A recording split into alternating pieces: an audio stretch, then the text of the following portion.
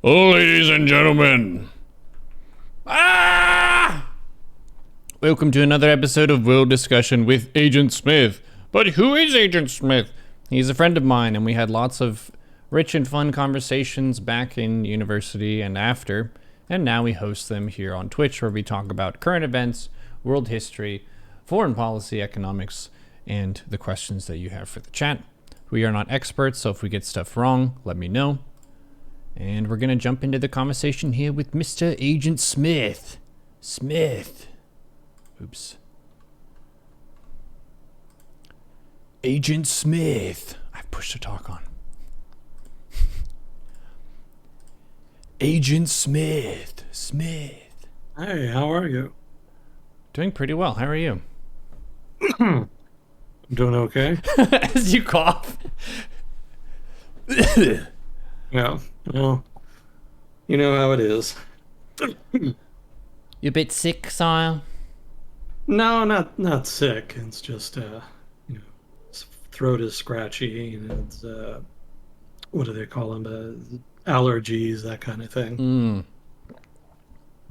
Yes, my Windows little dash bar thing says the temperature, and then for some of the days it said high pollen. So you might be dealing with one of those as we transition from spring to summer.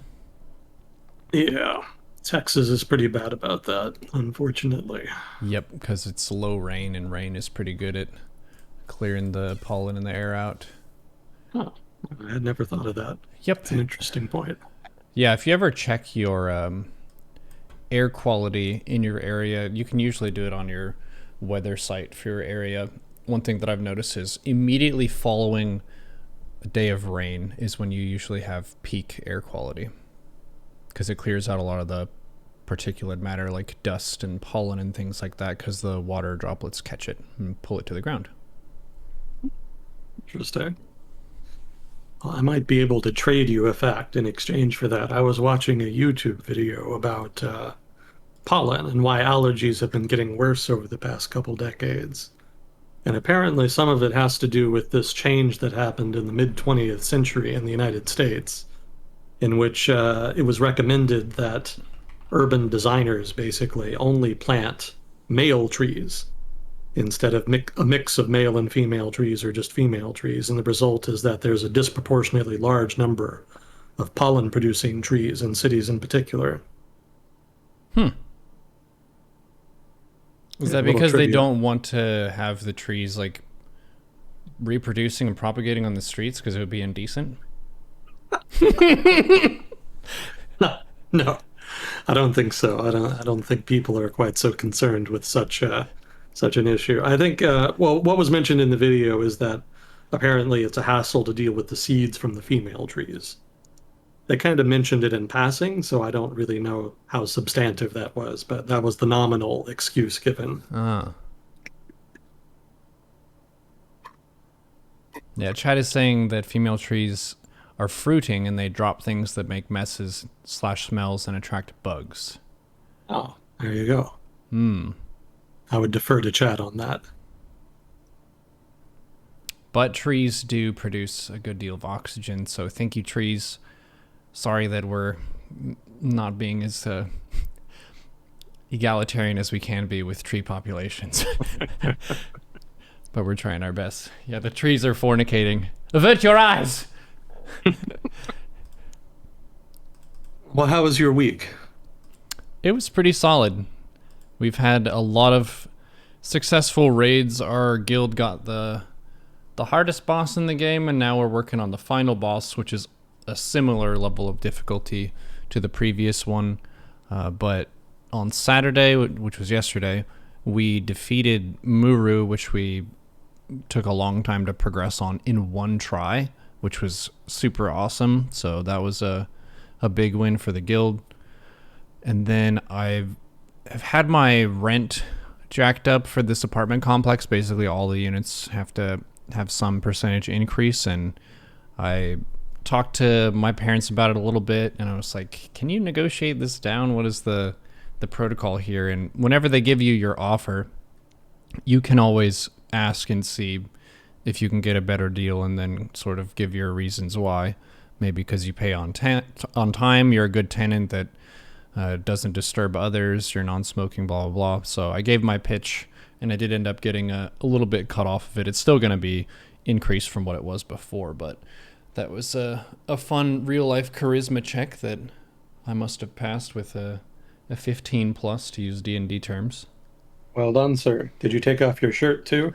I actually wore a button-up shirt, and I wore nice pants, and I pulled my hair back, and I groomed my beard a little bit before I shaved it. Ah, So yeah, I'm going for the stand-up look. Very yeah, nice. trying to look a little bit more professional. So that apparently worked. I actually shaved my beard between the last time we did Agent Smith, and I've given maybe like 40 different stories as to how it happened, because my most common question that I've been getting is, what happened to your beard? And it's an interesting question, because if you take 4 seconds to think about it, the answer is he probably shaved. But if you get creative, maybe you were in the vegetable section of a grocery store and Antonio Banderas was in his Zorro costume and he cut your beard off with a katana. That's more fun. And it's allowed me to preserve my sanity when seeing that question for the umpteenth time. Wow, that Yeah. is very colorful. Yes. There's one of a bear in a bear cave with a bear chair, and he's a barber bear, and he trims my hair because he's a barber bear. There's Rather also, rare. yes, very rare. There's Jack Black in a, what was it? He's in a Hot Topic in the mall, and he karate chopped my beard off. There's another one suggested by someone that maybe you lost a beard wrestling bout with Chuck Norris.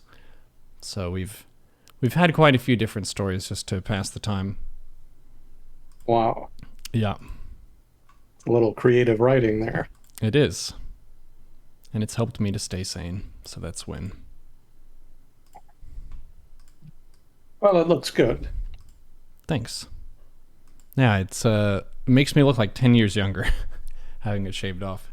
You know, I was thinking that when I was watching you, when I turned on your Twitch stream, I thought, Mm-hmm. wow, he looks like he came out of a time travel machine. Mm-hmm. Yeah, it's got the upsides and downsides. The upside is you can see the jawline better. I look more like clean, more kept up, like I'm grooming myself better. The beard does have like a masculine and aging effect, which makes you look older, maybe a little bit wiser, but also more scruffy. So I was due for some change, and I'm enjoying it.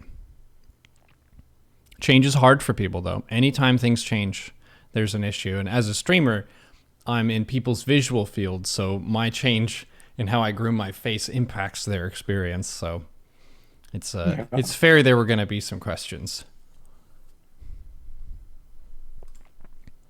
Yeah, you don't have to tell me about being averse to change. I'm pretty much the poster boy.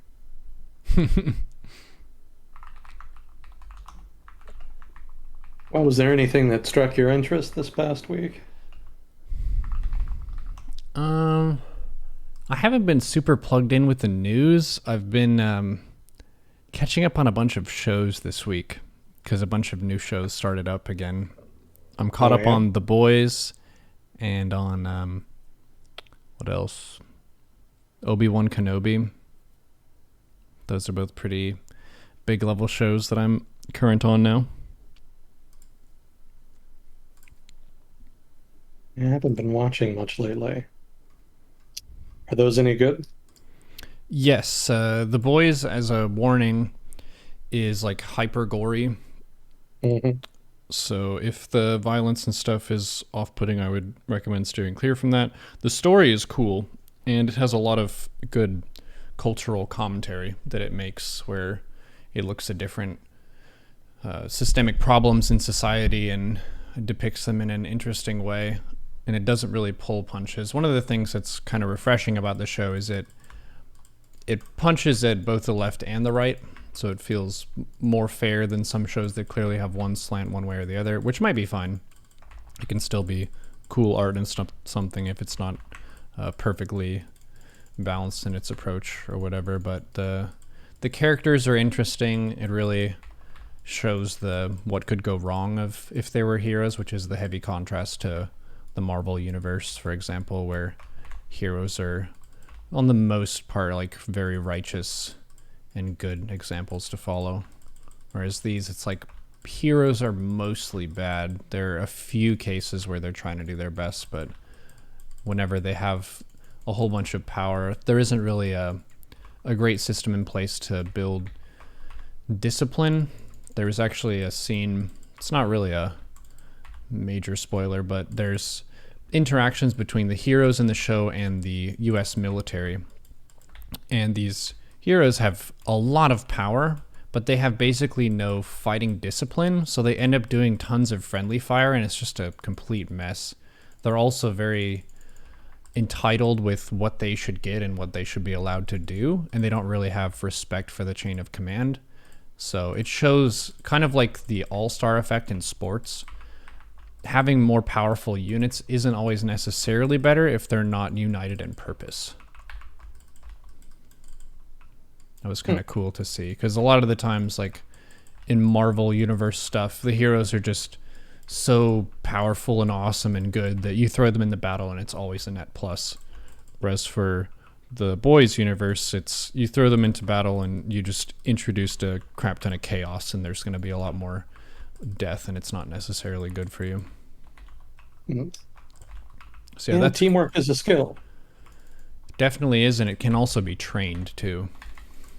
There's like the demeanor side of teamwork of people who are more naturally empathetic and socially aware and stuff, and then there's also just telling people, okay, this is your role, this is your job, this is who you talk to if you're confused about what you're doing, this is who you listen to, this is how we adjust to things. We get to practice that a lot with the WoW rating, which is really fun to see.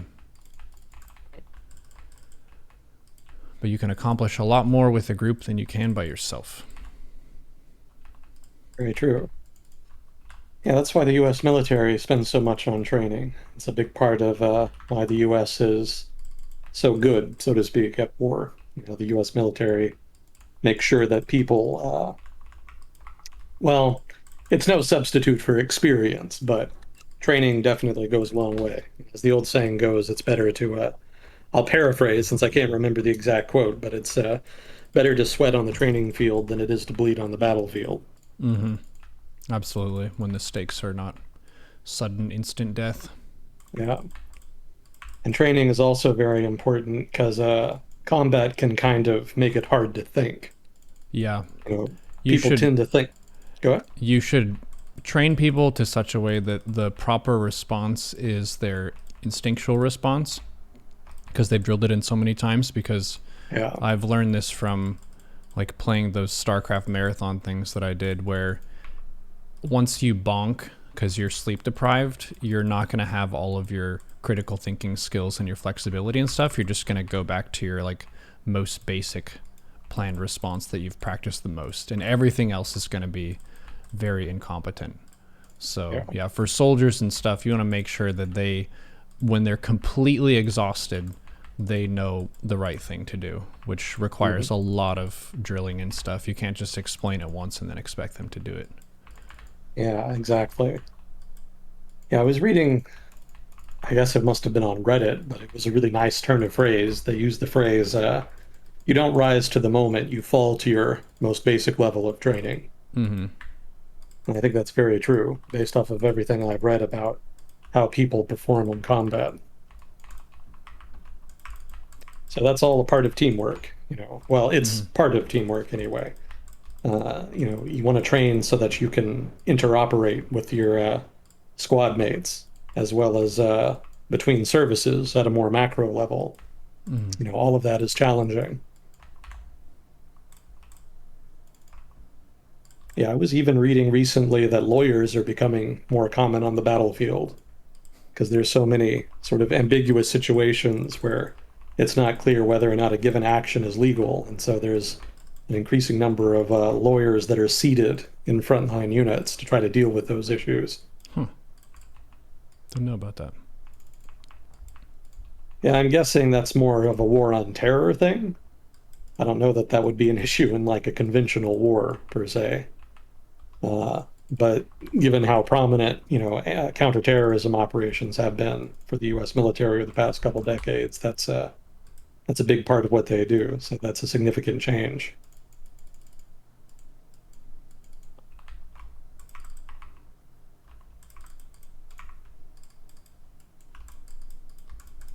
I have seen The, lots of the combat footage stuff from Ukraine.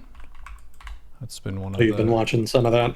Yeah, there's a subreddit that says has combat footage, Gotcha. and it's usually it does post from either side. Really, it's just that it's current or previous war footage kind of a thing. Did you see the one from Crimea where like there was a Russian family at the beach and in the background you could see a Russian warship launching cruise missiles? Yes. Oh, you did see that. Yeah, Yeah, the that was kid pretty who's in the water and stuff. yeah, yeah. Man, that That would was pretty be wild. really surreal. Hey, we're gonna go out to the beach today. Oh, what's that over there? It's a warship. What's it doing? More things. Yikes. Yeah, quite a few war things going on right now in that part of the world. Unfortunately so. Yeah, as far as Ukraine, I think the big news was the Battle of Severodonetsk. The Russians successfully pushed into the city finally, but now they're kind of caught in some pretty heavy urban fighting. So that's the big drama right now.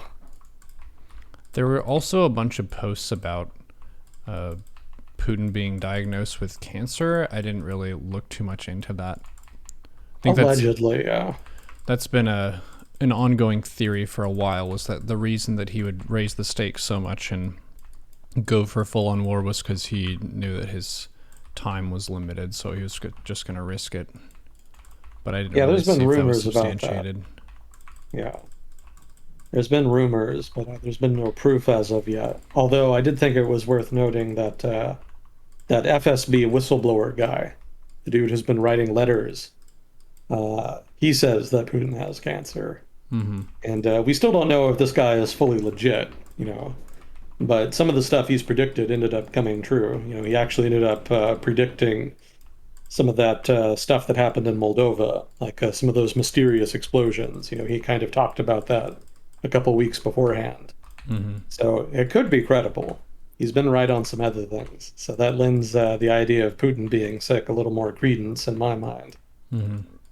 But it's just hard to say one way or the other right now. Certainly, it would make him more risk tolerant if it were true, Yeah. which would certainly explain some of his recent decision making. Let's see, what else did I have? There was do you know what HIMARS are? No. It's like an MLRS system. It's like a multiple rocket system that the United States developed. So we're apparently sending them to Ukraine. And so there's been some debate about just what the terms of the usage are going to be, because it's not clear that the United States is just going to give them without any preconditions to Ukraine. And it seems that one of the conditions is that they can't use them to strike deep into Russian territory, because they technically have pretty long range. It's like a couple 100 kilometers or something. So they could hit pretty deep into Russia if they wanted to. But I suspect that there's going to be limits on that as a condition for the transfer. I also heard on the radio that the United States was not going to send them munitions with the systems that had long range.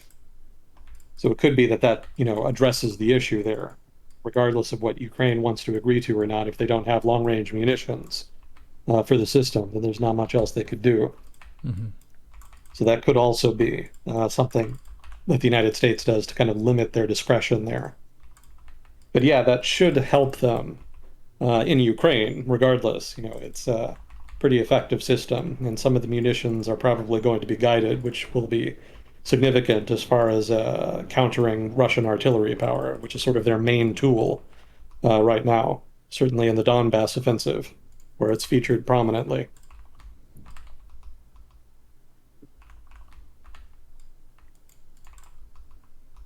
I also heard that this was on Twitter, There's apparently an informal NATO agreement not to send Western tanks to Ukraine. So obviously, there's been a number of tanks sent to Ukraine, mostly by Eastern European countries, but all of those have been old Soviet tanks, Hmm. some of which have been sort of modernized and upgraded, but Russian nonetheless. And so there's been some question and a debate over the past couple months about whether or not sort of more modern Western tanks will be sent, or even older, not modern Western tanks from inventory could be sent. And it seems like there's an agreement not to do that. That also encompasses Eastern European states, which would probably be more gung ho about doing it than Western states. So, that would suggest that there's still some reluctance on the part of the West to kind of go full, invest fully into supporting Ukraine with material, Hmm. specifically heavy weapons like that, for fear of potentially instigating Russian escalation.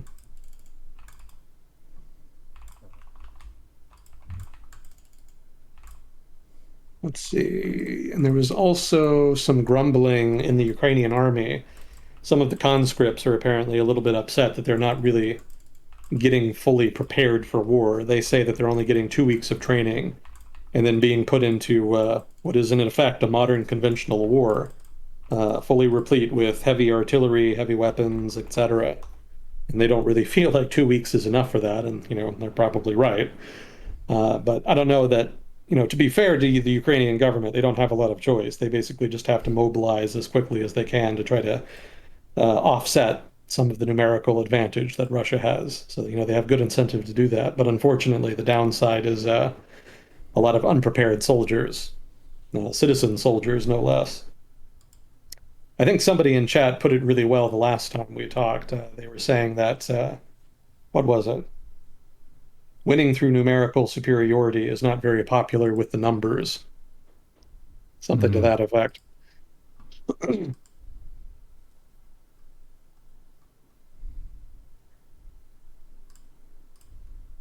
see. Russia's been blowing up some grain stores. That's not terribly nice, but strategically it'll have an impact.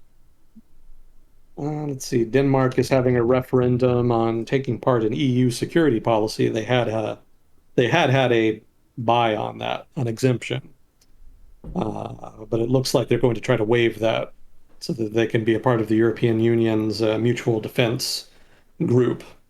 And I don't know how impactful that's going to be. I don't think anybody really has a lot of confidence in the European Union as a defense institution, but it is a nice signal that Denmark is investing in European security. And Henry Kissinger was in the news. Yeah, I saw that, and a bunch of people were like, "He's still alive? He's like 98 or something." Yeah, yeah, he's up there. He's like a historical figure. He's the kind of person you read about in history books, and you just kind of assume that he passed away at some point. And then periodically he just kind of pops up like, oh yeah, I'm still alive. Also, here's a foreign policy opinion. It's pretty wild. But yeah, he came out and he was saying that in all likelihood, Ukraine is going to have to make some territorial concessions in exchange for peace, and that the West should be trying to should be leaning on them to do that in order to end the war sooner and mitigate the risk of escalation. So that's not a terribly popular comment, Right. obviously. Certainly with Ukrainians, but also a number of Ukrainian supporters in the West came out and stated that it was really the wrong move, that Russia was not going to commit to any kind of substantive peace. It would be more like a temporary peace until they built up strength again to invade, and that they really needed to invest in victory in the war in order to try to deter future Russian aggression. But yeah, that's there's been some debate on that point lately. Macron also came out and said something similar, saying that Ukraine should be considering peace terms, possibly involving territorial concessions, for which Yes. he was also pilloried. Yeah, some of it was what we discussed before about off ramps of options that Russia has to leave the conflict and not be humiliated, and how that's not really fair to Ukraine as being the one who was aggressed upon.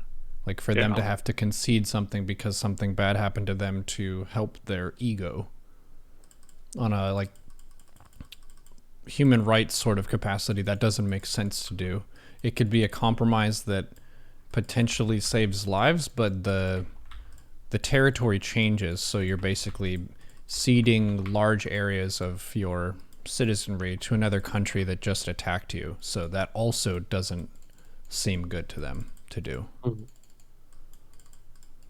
Yeah, that's going to be a sore point for Ukraine going forward if the West does end up trying to push them to do that. Mm-hmm. And they're going to push back pretty hard, no doubt. Yeah, just kind of putting that into terms of our own example, it would be like if we were getting attacked and they're holding a bunch of states in the southeast of the US, and it's like, well, if you just give them Florida, then you can end the war. And it's like, that's a state that's been ours for a long time. That would be really weird to just give that up and call it quits, because that's a win for whoever was fighting in that territory, because they just gained Yeah, something. yeah, exactly.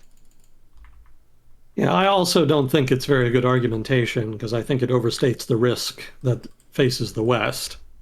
I don't think Russian escalation is as likely as some of the people pushing for a peace agreement seem to think it is. Granted that the stakes are high, obviously. Escalation comes with significant downsides.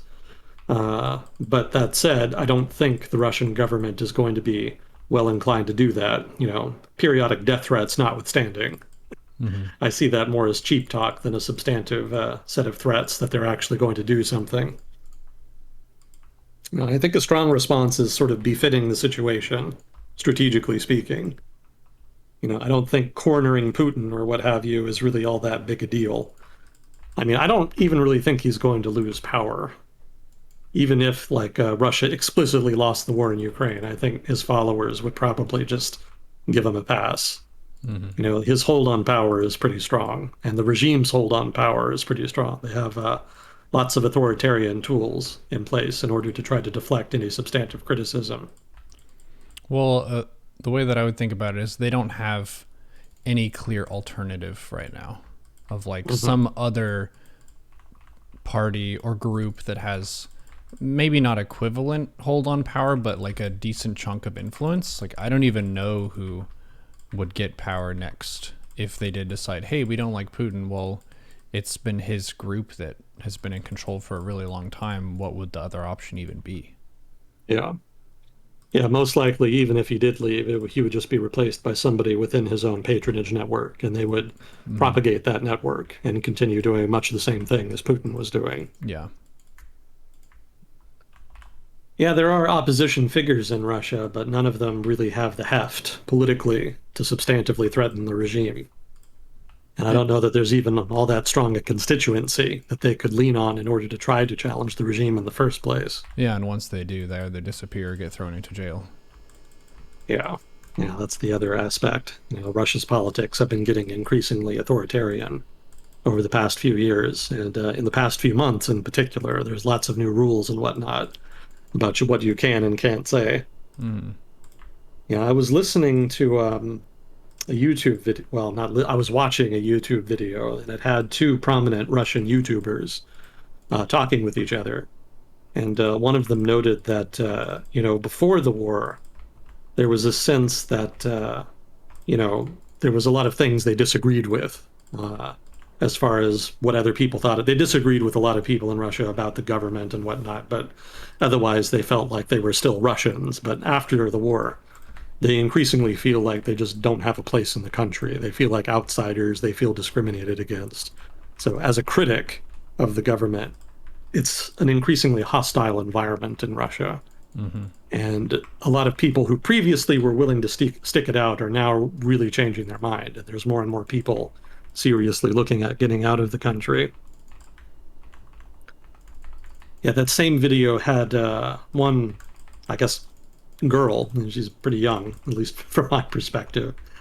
But she was saying that, the war really made her kind of resent people who really supported the government, especially the people who supported the war explicitly.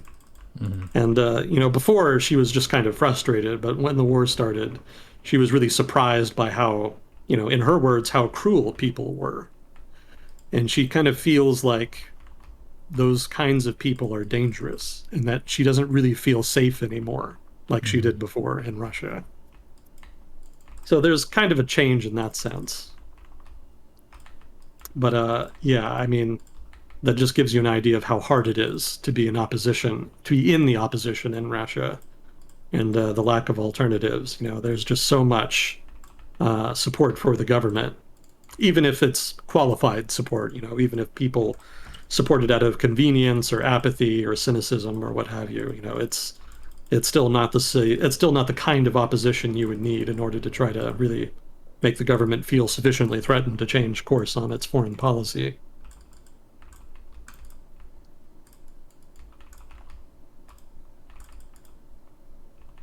Yeah, I remember well, obviously there's what was his name? It's that blogger who ended up going to prison. I want to say Boris Nemtsov, but I think that was actually the Democratic Party guy who got assassinated. His name, Navalny, there we go. Navalny, yeah. Yeah, his name was Navalny. Well, is Navalny. He's still alive, despite the attempt to assassinate him. But there's a limit to what he can do, given that he's in prison. And even when even before he was sent to prison, his appeal was mostly to the sort of young middle class in Russia, sort of the young academic types. Well, not academic type, but young college students. That was more his constituency, and that's not nearly a strong enough group to really change anything. Hmm. Uh, Is he still in jail? yeah, yeah, he's still in jail. In fact, I think they're moving him to a even more remote, repressive jail. You're being upgraded to a worse jail. It seems like he has been able to make some statements and stuff from jail. I don't know how that. Well, from court, he's had some court cases, and Ah. so he's been able to appear in court and make statements there. But Mm. otherwise, no, he hasn't really been able to sort of voice his opinion since he's been incarcerated. Do you know what his sentence is, or what he's been convicted Uh, of? I don't remember. I remember there were charges linked to some kind of weird lumber corruption scandal he was allegedly involved in the 1990s. But I think they ended up sending him to prison on something else. I think it was pretty much bullshit charges, from what I remember, but I couldn't tell you what the details were. My memory isn't that good. You are going to jail for saying shit about Putin. It's pretty much what it amounted to. Uh, Hmm. Yeah, there's some other opposition guys. Gary Kasparov still kind of makes the rounds online sometimes. mm-hmm. He's an old chess master, Mm-hmm. and he kind of tried to become an opposition leader way back in the day. I want to say like back around like 2008 to 2012, kind of more in that area, but was never able to kind of make much progress. So he's still a prominent voice, but politically, he's never been able to kind of really become a powerful figure. Yeah, I've seen him make some comments here and there about things. He does seem like he has enough clout that he can be a little bit critical of the government Mhm. sometimes. He's not Yeah. quite a full-on propagandist like some other figures are, where that's the safest place to be. If you're in an authoritarian regime and you're just full on with the propaganda, you can say whatever you want because it's all in favor of them. But if you're ever critical, you either have to have a ton of clout that you can chew into to not be thrown in jail, or you Mhm. get thrown in jail. Yeah.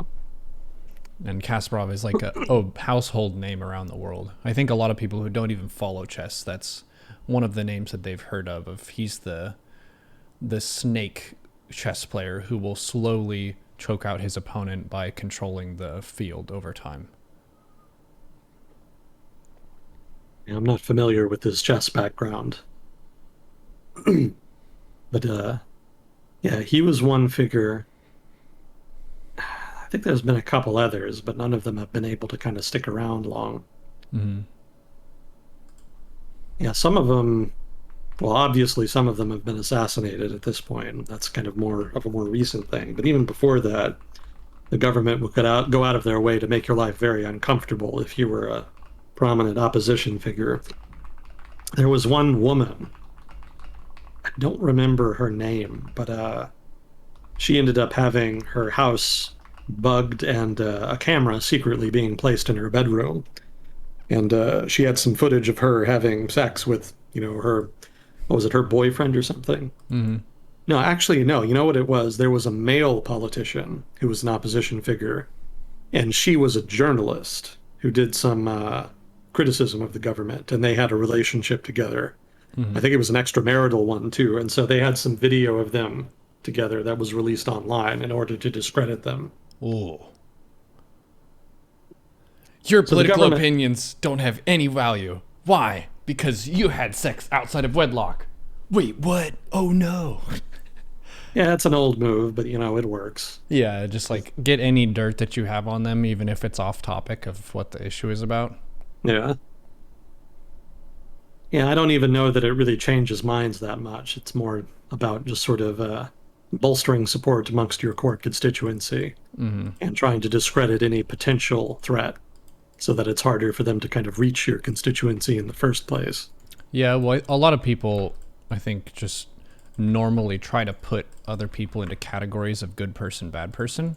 Hmm. And for their base, if they are maybe a more conservative, pro government sort of a base, they're going to have more of an emphasis on family values and things like fidelity. So if there's someone who's critical of the government and they're having extramarital sex, that shifts people to think, ooh, bad people, even if they're maybe reporting on stuff that is valid and is true and a legit critique of the government. Hmm.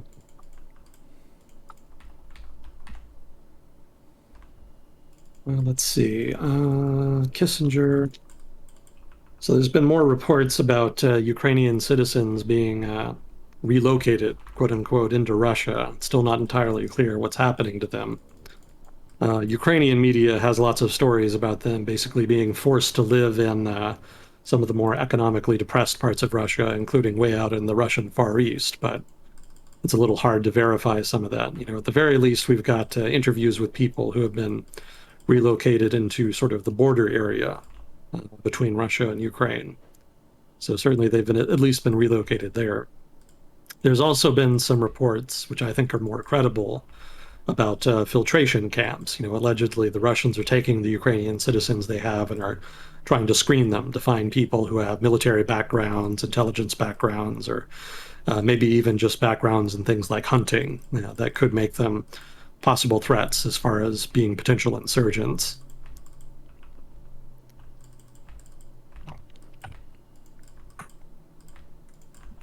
They've also said that they're going to convict and sentence some of the soldiers that they captured in Mariupol.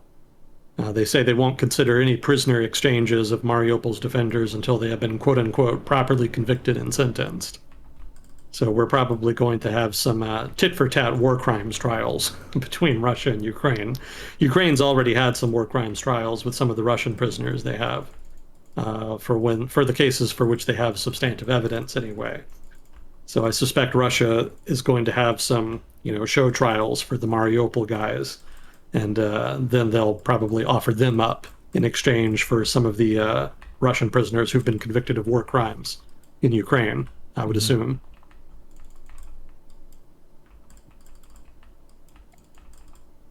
And then there was a report, which was kind of weird, but uh, there's a lot of ethnic minorities in Russia. Russians make up something like 80% of the population, but there's a significant number of ethnic minorities, and a lot of them are concentrated in particular provinces, usually autonomous provinces, where they make up a huge chunk of the population, if not a majority, as is the case in some of them.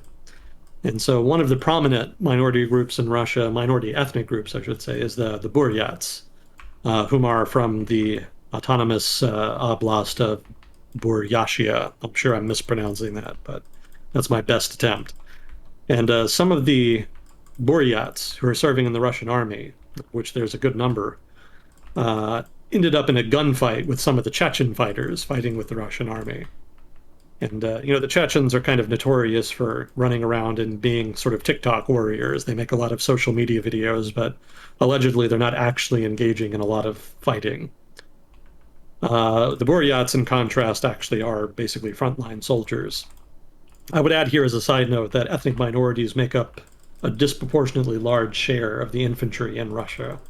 So they're quite prominent in the frontline fighting. So the Buryats are doing a lot of the fighting, and allegedly there was a disagreement with some Chechen soldiers who showed up in their area and started looting. And one of the few perks of being in the Russian army right now is that you can loot. You can make some money and get some free stuff.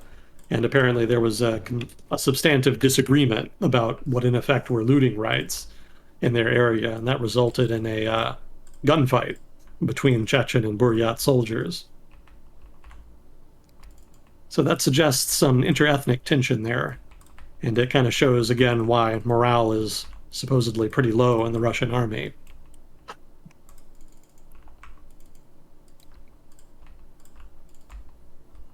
Let's see. Also, Russia's probably going to default on their debt soon, but that's not really that big a surprise. I suspect markets already have that priced in at this point. They've kind of been getting around it because the Treasury Department here in the United States was allowing them, well, not so much allowing the Russian government, but rather allowing U.S. companies to continue servicing the Russian government.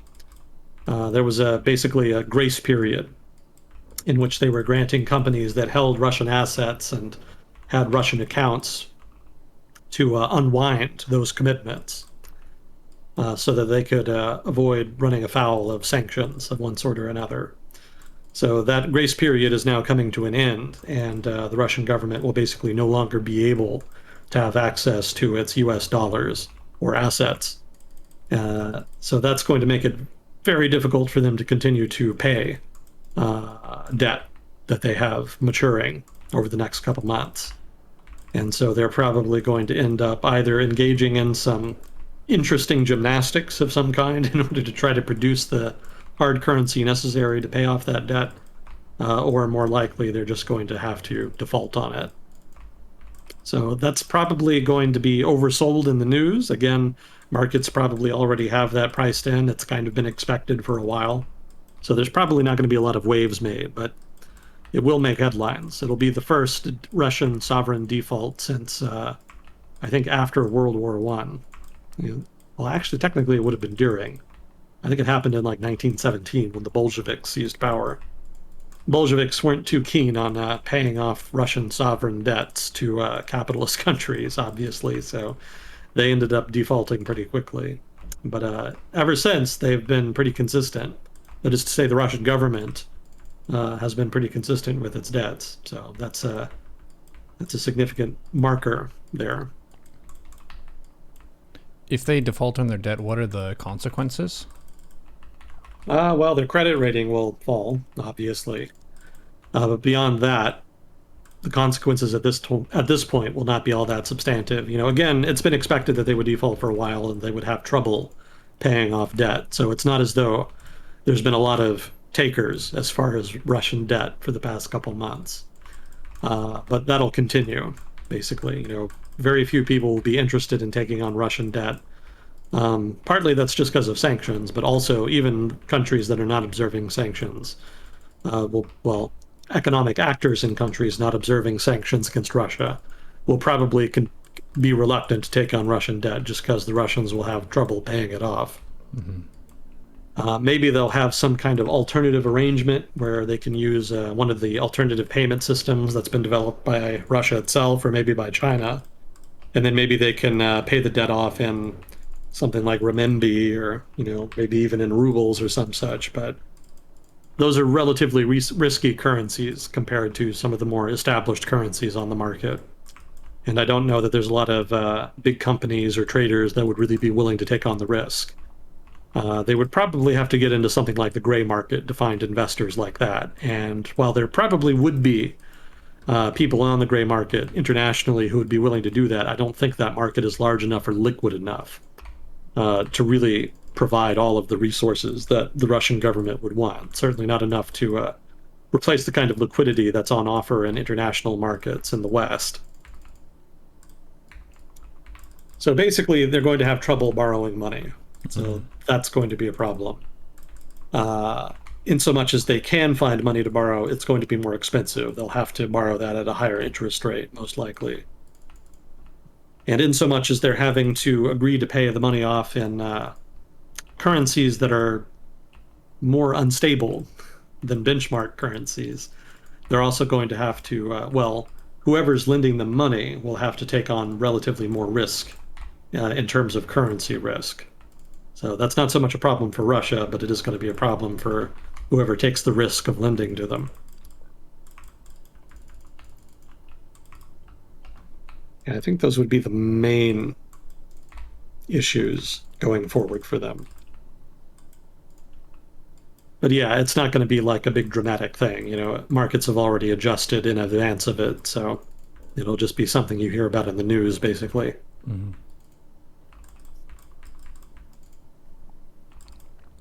Let's see. I think those are the highlights. Talked about that. Yeah, we didn't talk last week, so one of the things I would have talked about last week was that there was a huge Russian push in the Donbass 2 weeks ago. Apparently, the Russians committed a quote-unquote insane number of troops. That was a comment from the governor of Lugansk. So the Russians are basically doubling down on their strategy of using swarm tactics, pretty much.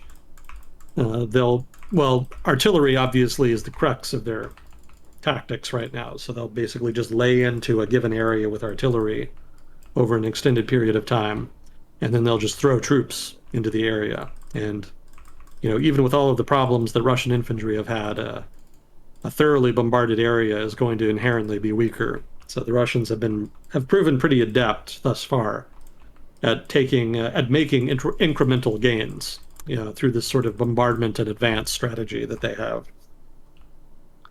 It's been enormously costly. You know, they still take a lot of casualties, so it's not clear how sustainable it's going to be over the long run. But for now, at least, they're making incremental gains intermittently in Donbass.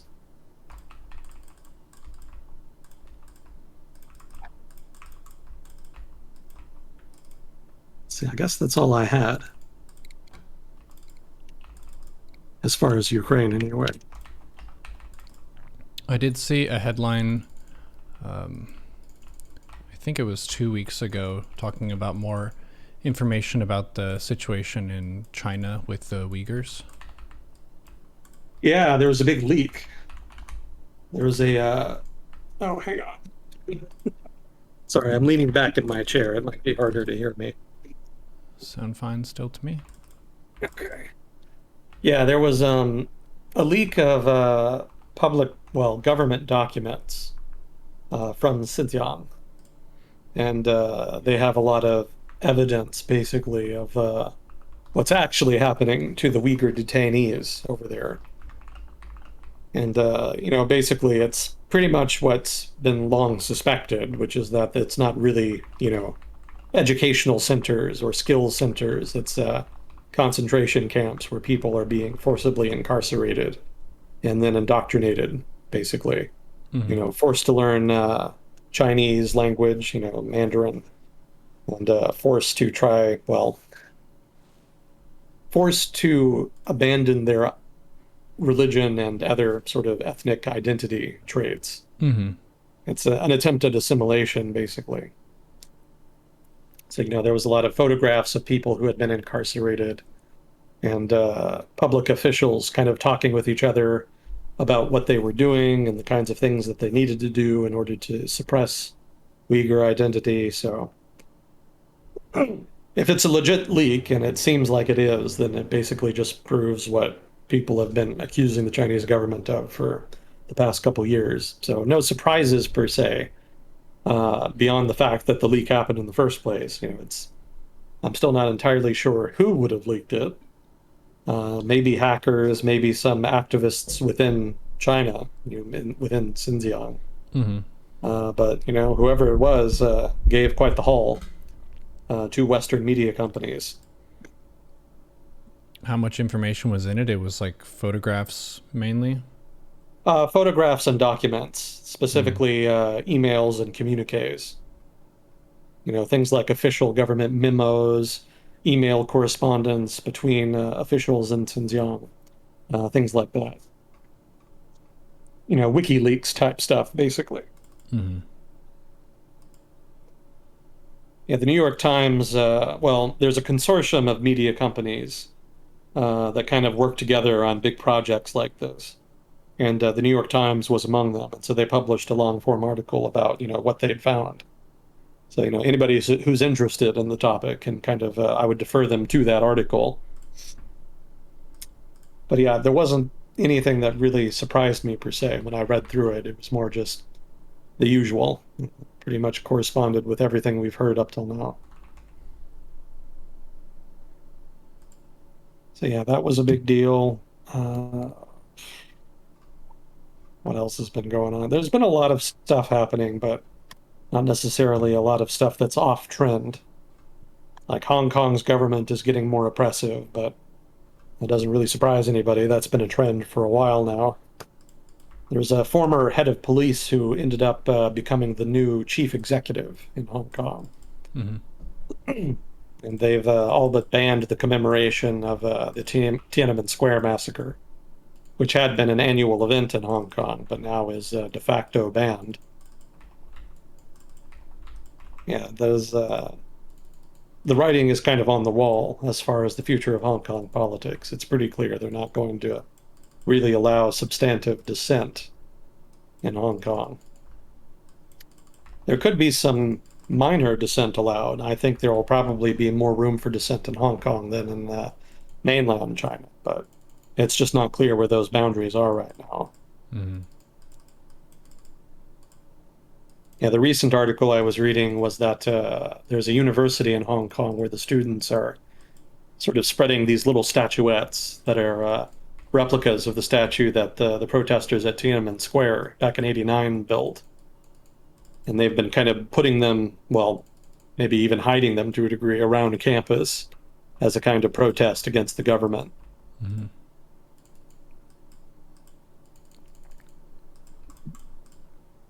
Yeah, other than that, though, there hasn't been any real change. It's just the government continuing to crack down on people, arrest people who try to speak out. There was a bishop, I think, a Catholic bishop in Hong Kong, something like 90 years old. He's been there for a very long time, and he was well known as being an outspoken, well known for being outspoken in politics. He speaks out on social issues, and he spoke out against some of the changes the government in Hong Kong has been making, and he was arrested.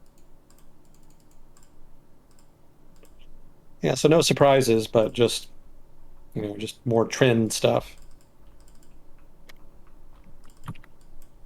I talked a little bit about export bans last time Mm-hmm. and how there's a possibility of a cascade of export bans as countries try to make certain goods cheaper in their own country, but in turn, by doing so, make it more expensive outside their country on international markets. So there's been more of that happening. Basically, India implemented a partial cap on its sugar exports. Apparently, its exports are now capped at 10 million tons, which is apparently a big deal because apparently India is a pretty big producer of sugar, which surprised me. I'd never associated India with sugar before, but apparently they are the world's largest. Well, what is it? Yeah, India is the world's largest sugar producer and ranks number two for global exports. Hmm. Yeah, some interesting trivia there. So that's going to be a problem. Obviously, when the second biggest exporter puts an export ban in place, well, not a complete export ban in this case, but implements export restrictions in the form of an export quota. Yeah, that's going to have an impact on global markets. So sugar will probably be getting more expensive soon. Also, Malaysia apparently put an export ban on chicken, which apparently is the source of some consternation in Singapore, where chicken is sort of a staple food.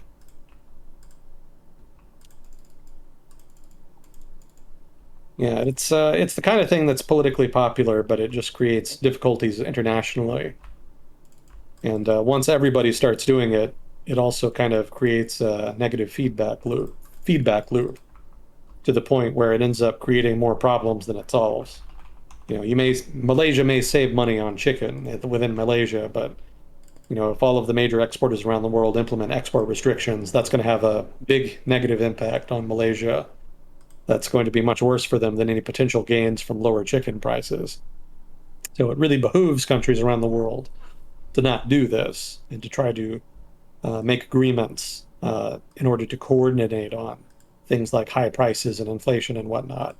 A common response would be much more effective than these sorts of beggar thy neighbor policies.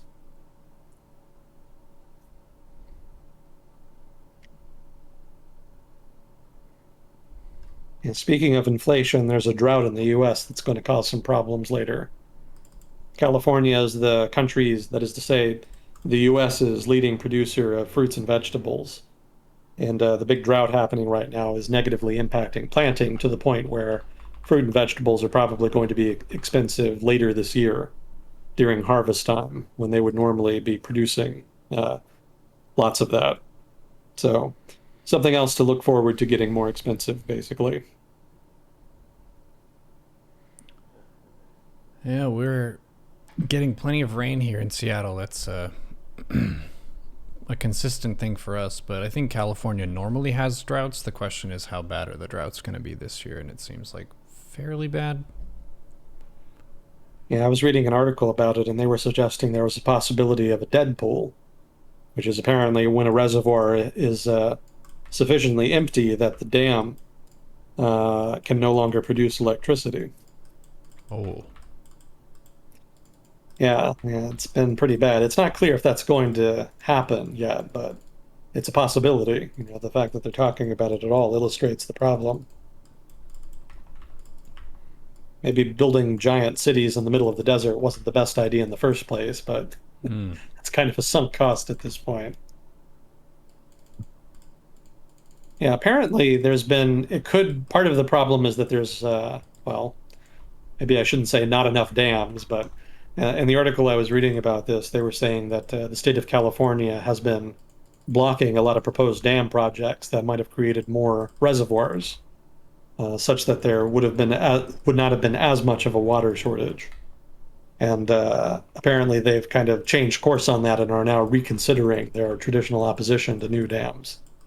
So there could be relief, but dams take a while to construct, so it's probably going to be medium to long-term relief rather than short-term relief. But the fact that they're changing course on that traditional opposition kind of illustrates the depth of the problem. They really do need more water, but it's in short supply that they're having to resort to measures that they would not traditionally resort to.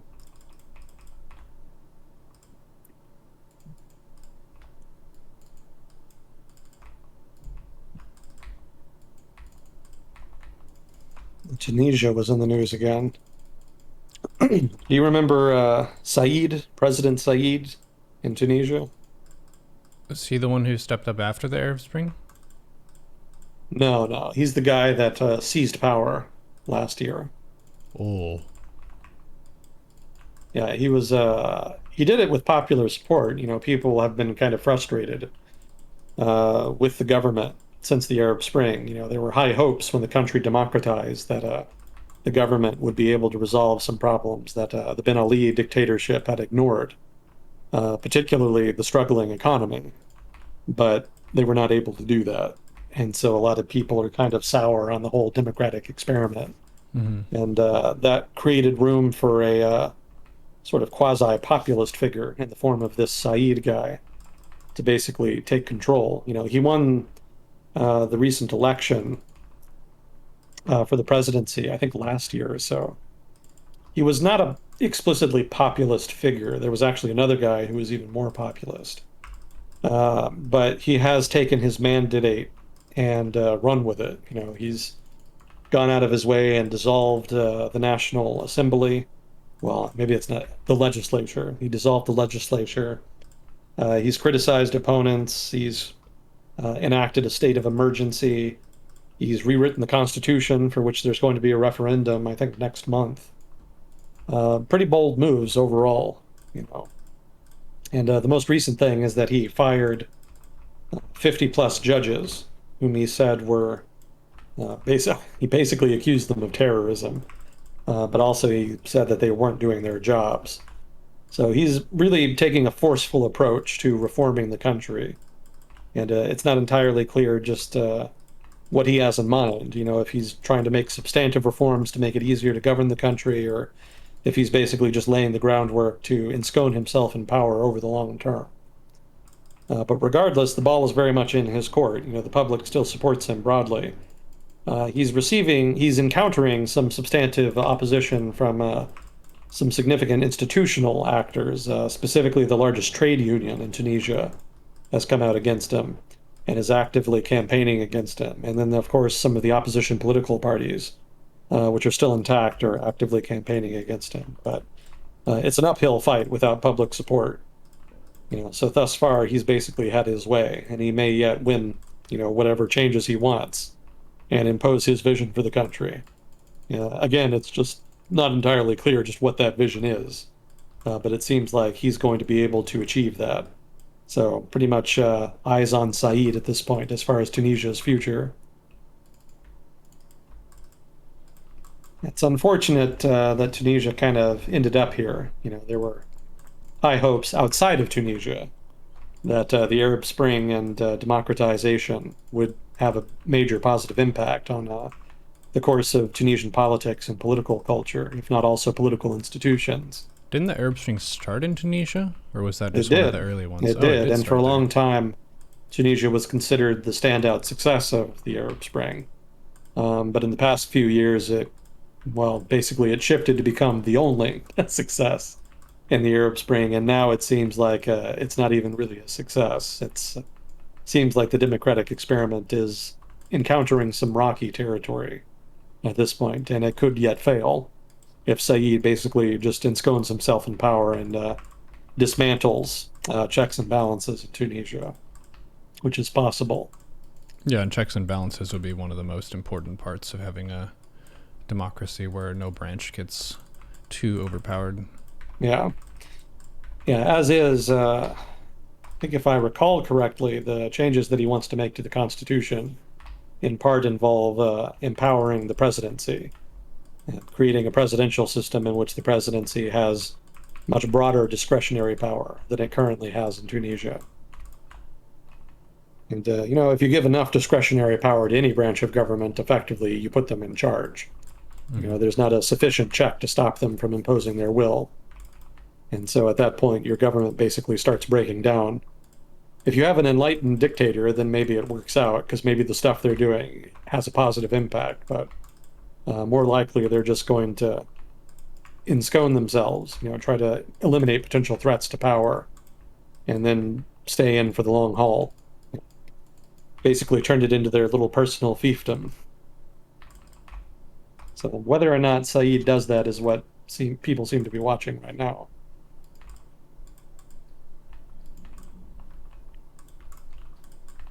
I guess since we're in the Middle East, Yemen's been in the news. There was apparently a ceasefire agreed between the Saudis and the Houthi rebels.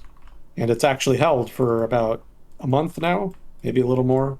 And they recently agreed to extend it for another 2 months. So that's a pretty big deal for Yemen. That's significantly curtailed the fighting there. Both sides seem to have honored the ceasefire thus far, which is way more than can be said for any of the previous attempts at a truce. So there are real hopes now that this could be the light at the end of the tunnel as far as a potential end to the conflict. There's been substantive talks as far as a peace agreement, and the truce thus far has been holding. So all of that is pretty encouraging. But whether or not it means anything remains to be seen. So fingers crossed, but nothing proven yet as far as what one side or the other has planned for the future. You know, hypothetically, it could just be a temporary thing to reorganize and regroup for future fighting. But given how unprecedented the truce is and how unprecedented it is that it's held, people are encouraged that it's a substantive change this time, that it's not going to be like it was before when it was more just a temporary thing. So that's something else to keep an eye on.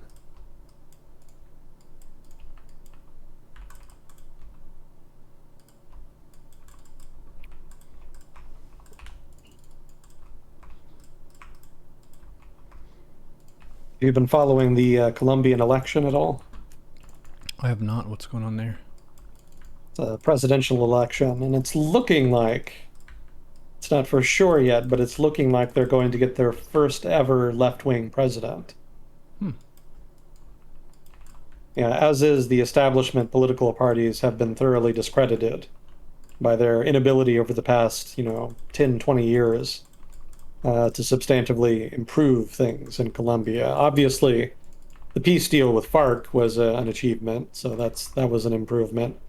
But in terms of the economy, there hasn't been much change, and people are frustrated by, obviously inflation and whatnot.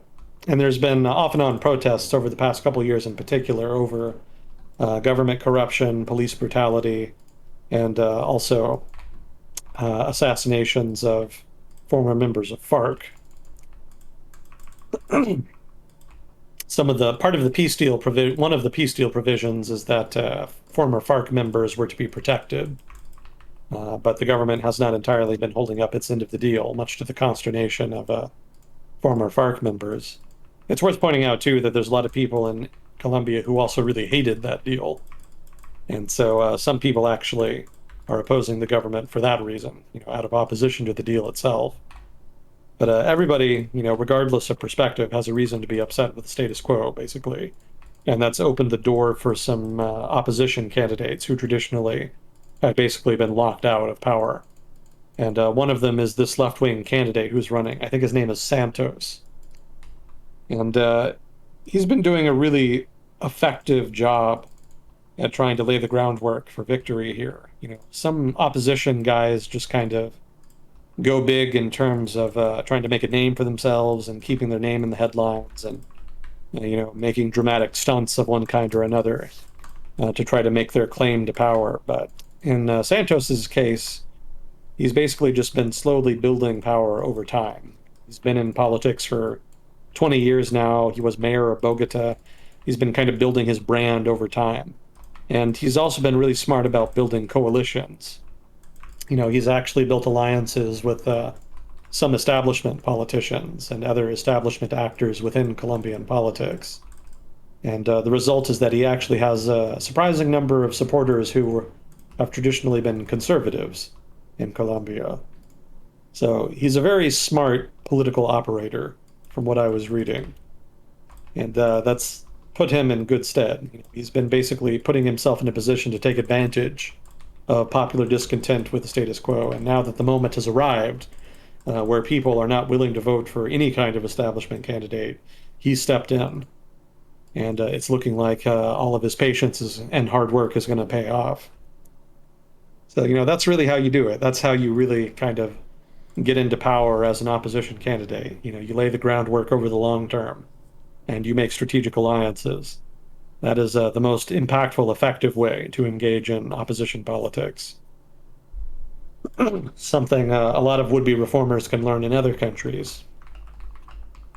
Although it's not always, but obviously if you're in an authoritarian country, it doesn't really work. But if you're in a democratic system that has sufficient space for opposition politics, that's the better way to go. Yeah. Another note about that election, they've already had, I think, the first round of elections. I think they're going on to the runoffs. So the guy that Santos is going to be facing off against in the runoff election is actually a right-wing populist. And maybe right-wing isn't entirely fair. He kind of sort of skirts the political spectrum, but he's sort of a charismatic, big mouth character of the type that we've become all too accustomed to around the world over the past couple of decades. And I think his name is Hernandez. And he's been making a lot of big promises, almost random stuff like legalizing marijuana, police reform, just stuff like that. And he's just like a big talker. He makes like profoundly dramatic statements and whatnot. he's a very Trumpian style politician, you might Hmm. say. Yeah, speaking So in broad strokes, making promises willy nilly without yeah, really having like a sober take on, if I get into office, this is what I could practically emphasize changing. But that's a big yeah, part of what gets people excited in politics too, and that's another thing that just drives votes generally speaking is if they're not critically excited about you and they're kind of meh, they might just not even go vote. So it's like the trade-off between if you promise too much then you won't be able to deliver during your term and people are going to be disappointed in you. If you promise too little, then people aren't going to get excited enough to vote for you and you're not going to win.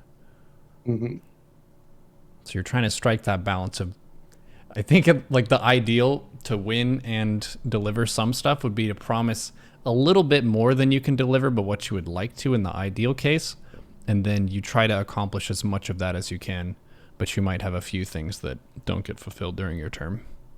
yeah, yeah. That is sort of the equilibrium strategy for most politicians. But yeah, Santos and Hernandez are the two candidates at this point. So regardless of who wins, there's going to be an outsider candidate who wins the office of the presidency in Colombia, and that itself is going to be a big change. Mm-hmm. And it could be a tipping point in Colombian politics. But it could also just be a blip if they end up screwing things up. You know, it would probably, I think, be better if Santos won just from the perspective of institutions. Hernandez is definitely an outsider, but given his lack of experience and given his personality, uh, I'm a little dubious about how much he can really accomplish. A political operator like Santos can probably get things done. He may not get as much done as you would like, and the things he does may not go far enough as people would like, but he's probably smart enough about politics and dealing with political networks and other political operators to know how to produce results such that his constituents are sufficiently satisfied to vote for him again. Mm-hmm. So, in terms of just stability and outcomes, Santos is probably the better candidate. If you want to just totally just upend the status quo, then maybe Hernandez is better. Certainly he would provide a Trump-style shock to the status quo, but just like with Trump, I don't know how much he would substantively accomplish. Maybe we've got some people from Colombia who can kind of comment on that in chat. I'm sure we've got maybe at least one, And actually. our favorite time of the show, our disclaimer. We Oh, here yeah. are not experts in everything we talk about. Yeah, yeah. I'm not an expert in everything I talk about on here, so if I ever say anything wrong, stupid, or biased, please do correct me in chat.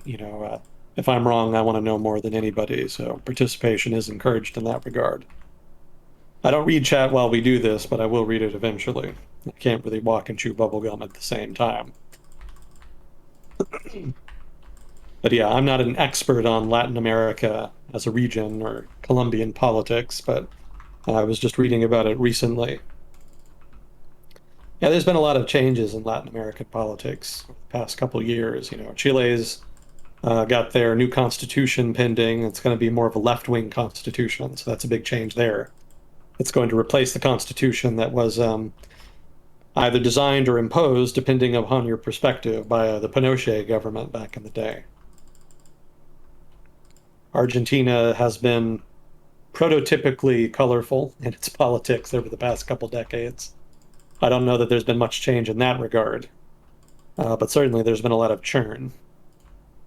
And with Bolivia, of course, they had that either a coup or an uprising, again, depending on your perspective, that kind of briefly threw out the Chavista government that was led by Morales. And that did have the impact of pushing Morales out of government. His party ended up winning the presidency again, so it was kind of a short-term thing as far as getting the Chavistas out. But technically, there was some substantive change in so much as they got some new blood into the presidency. So there was some drama there.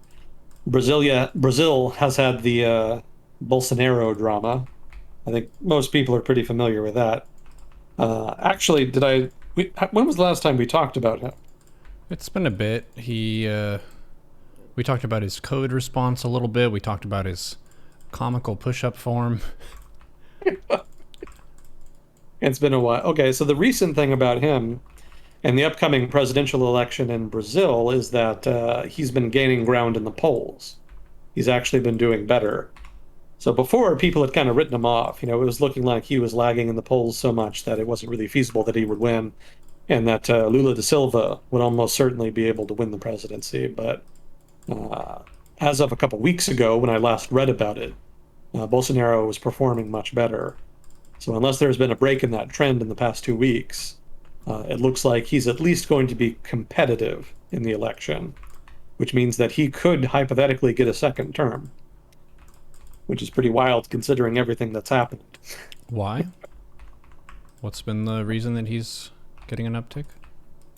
Well, what I read is that part of the reason is that have been going relatively well in Brazil. Like the economy was kind of going through a rough patch, but has been on the uptick. And I think that was the main thing. The economy was doing better, but also just Bolsonaro hasn't been as much of an ass lately as he had been. Mm-hmm. And also, people are not entirely confident in the opposition. So, just in general, things are going well enough that people aren't as anti-incumbent as they might usually be. And that's kind of given him a little bit of a headwind here in the late game. Mm-hmm. It's not inevitable that he'll win, but just the fact that he's kind of back in it is a significant change and worth mentioning. Certainly, a second Bolsonaro term would be awkward for Washington. Washington has kind of an odd relationship with Bolsonaro. Brazil is technically an American ally and one we try to work closely with. In fact, I think they were recently made a major non-NATO ally, officially. But at the same time, Bolsonaro is such a sort of strange, eccentric, colorful politician that he tends to create waves in the relationship that are somewhat unwelcome. Certainly, in terms of environmentalism and managing the Amazon, that's one sore point. He's been kind of going out of his way, or his administration anyway, has been going out of his way to turn a blind eye to what's it called? Lumbering? That's not wood cutting. There's a technical name for the industry, and my brain doesn't want to remember it. But deforestation. There we go. His administration has been turning a blind eye to deforestation in the Amazon, and that's going to be relatively popular amongst sort of the working class in the Amazon regions. But obviously, it's a sore point if you're an environmentalist outside of Brazil, or even in Brazil for that matter. But in so much as trying to preserve the Amazon has become a foreign policy priority, along with other environmental concerns for the United States and for myriad European countries, the fact that Bolsonaro is doing that is creating diplomatic problems. So it's something that a lot of countries, I think, have been papering over, especially since the invasion of Ukraine. Obviously, that's been taking up most diplomats' attention more recently. But before that, there had been some consternation in Western capitals as to how to deal with Bolsonaro, given that he is this sort of Trumpian-style populist figure who challenges established diplomatic relations, among other established sorts of relations.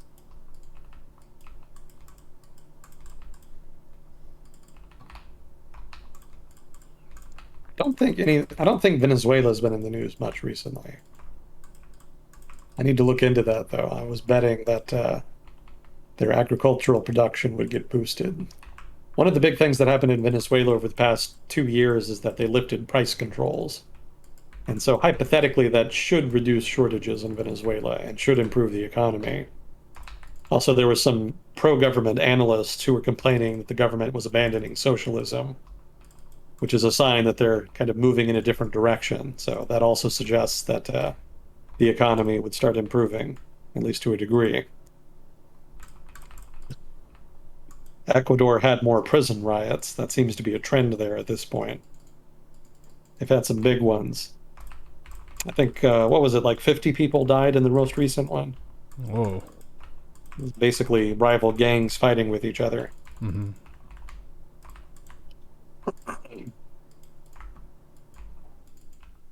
To think of Uruguay has been very quiet. It always is. I assume that's a good thing.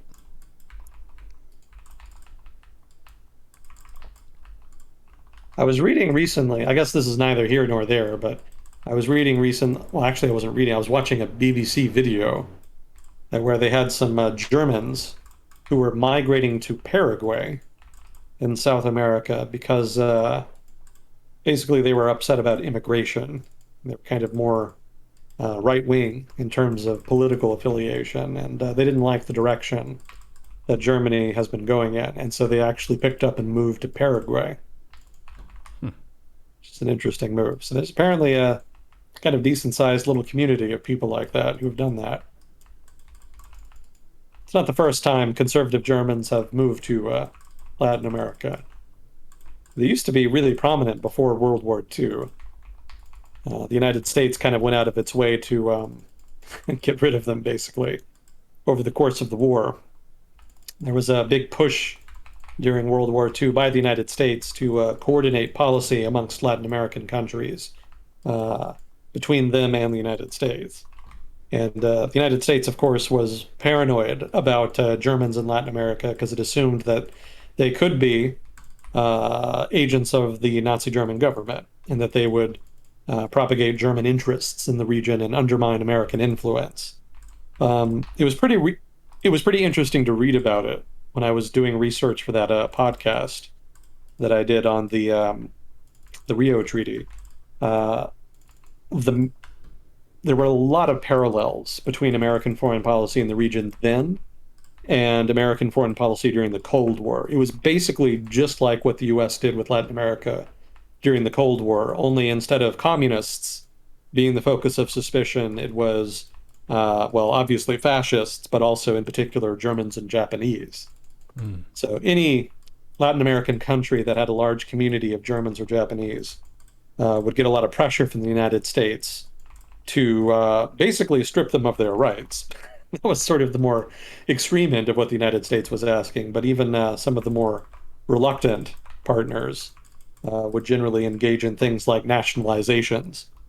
So, if there was a big industry, like an airline or a lot of agricultural land, for example, that might be owned by a German or Japanese owned concern, those kinds of companies would be nationalized by Latin American countries. And for those countries that were particularly susceptible to American influence, the United States even went so far as to compel them to deport their German and Japanese uh, migrants, people who were basically first generation immigrants. They were deported and they were collected. Well, they were either deported to Germany and Japan or they were collected in these camps that were built. Um, some of them, I think, were in Latin America, but I think they actually sent most of them to the United States so that we could keep an eye on them here. That's actually an interesting parallel to the Japanese internment camps that are well known at this point in the United States. For those of you maybe not familiar with it, maybe some of you from outside the United States listening, during World War II, the United States built these big internment camps in the Western United States. And people of Japanese descent in the United States were forcibly interned in those camps, uh, regardless of whether they were like first generation or second generation. Like if you were of Japanese descent, then you were made to go. Some interesting trivia on that. That policy did not actually apply to Japanese Americans living in the east of the country. I'm pretty sure I remember reading that. But of course, the vast majority of Japanese Americans lived on the West Coast. So, of course, like all of them, most of them were affected. But if they were living in the eastern part of the country, you apparently were not subject to those internment orders, or so I've read. There's a But any, local example where my parents used to live on Bainbridge. They had a kind of memorial area, just historical note about some Japanese farmers who lived on the island and had been there for a pretty long amount of time, but they were taken from their homes and put in these camps during that time as well. So there were local examples of that. mm, yeah, it was pretty widespread out on the West Coast in particular. Yeah, it was really sad because a lot of them were just sort of regular Americans, right? They grew up here, they were Americans, they like baseball, Hmm. did American stuff, but the government was paranoid about them potentially being agents of the Japanese government, and so all of them got shuttled off to these camps, and a lot of them lost their property, as a result, because there were no provisions made as part of the internment order to protect their property. So a lot of it ended up getting seized by localities or by predatory neighbors or what have you. There was a couple lucky ones where neighbors actually looked after them and helped them out, but those were just sort of rare cases. But yeah, it was an ugly period for them. I guess more trivia to continue this tangent. Later in the war, the U.S. government decided that they would start taking volunteers from the internment camps. These were called the Nisei, sort of the Japanese Americans who were, I think, second generation. And so some of them were willing to volunteer, either because they wanted to serve their country or just to get out of the camps. And so they built an entire division out of these Nisei. I'm probably mispronouncing that. I apologize, but again, that's my best effort. And they were not willing to have them fight against Japan, so they did not serve in the Pacific Theater for obvious reasons. But they did send them to Europe. And so this division ended up serving with distinction in Italy, I think in like 44 or 45 when they were sent there.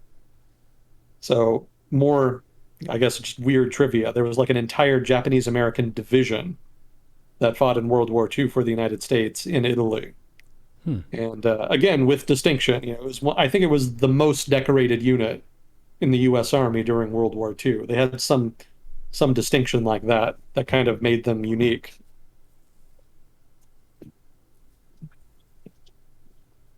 But anyway, once you go to bring this full circle, the United States not only had internment camps for Japanese Americans, it also had internment camps for people of Japanese descent living in Latin America writ large. And so there was a big depopulation of people of Japanese descent from Latin America, as many of them were deported to these camps, either in the United States or in other countries. And the same was done to people of German descent in a lot of countries in Latin America.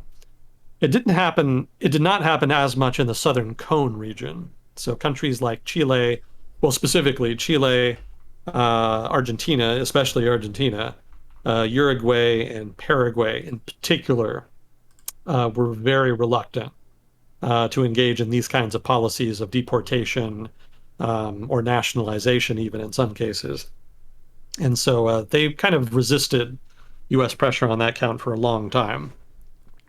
So as a result, the Japanese and German communities in those countries were not as disruptive. But as you go further north from the Southern Cone, generally countries were more and more willing to entertain U.S. requests in this vein. Certainly, Central America and the Caribbean were probably the most heavily impacted. Obviously, those were the most subject to U.S. influence. But then in the Andes region, it was kind of more of a mixed bag, kind of hit and miss. And Brazil just kind of did whatever the hell it wanted, just kind of like what it always does. It's kind of big enough to throw its weight around a little bit.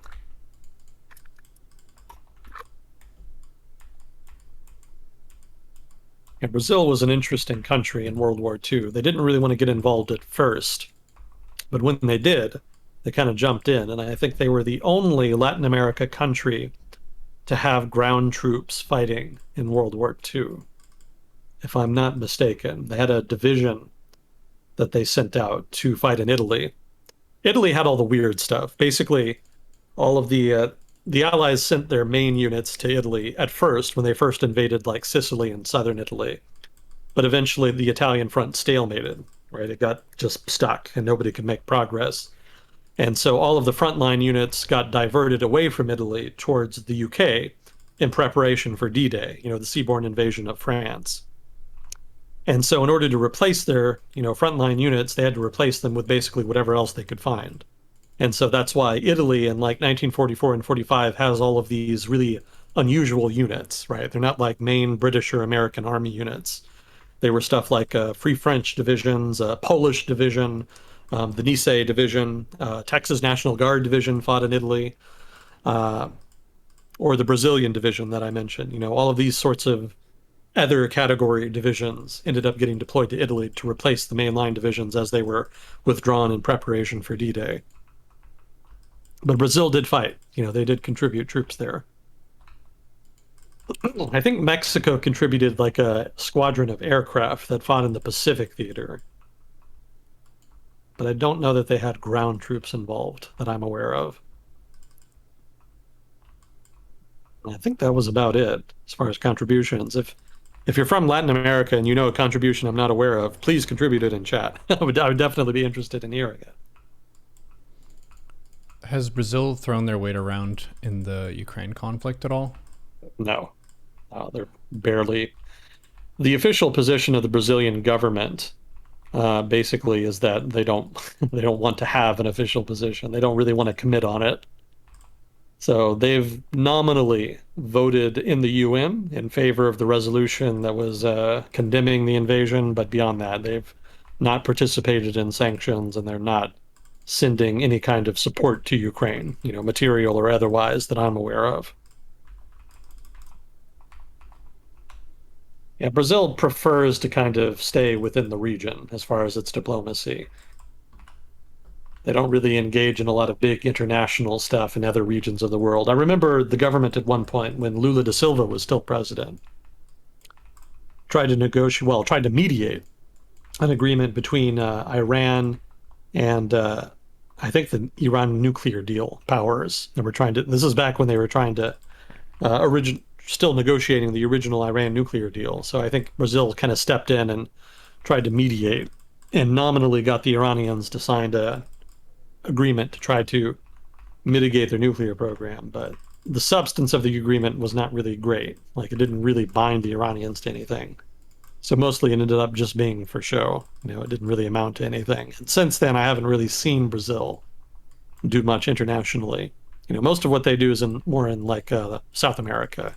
Mm-hmm. So they'll try to coordinate across the region on a common Venezuela policy, not only in terms of pressuring the Venezuelan government, but also dealing with either Venezuelan refugees or economic migrants, depending on your perspective. They also try to do some, what is it? There's like a organization that includes multiple South American nations that's nominally dedicated to minimizing trade barriers and integrating the regional economy. I can't remember what it's called off the top of my head here, but like a regional equivalent of something like the European Union or the Eurasian Economic Union or NAFTA or what have you.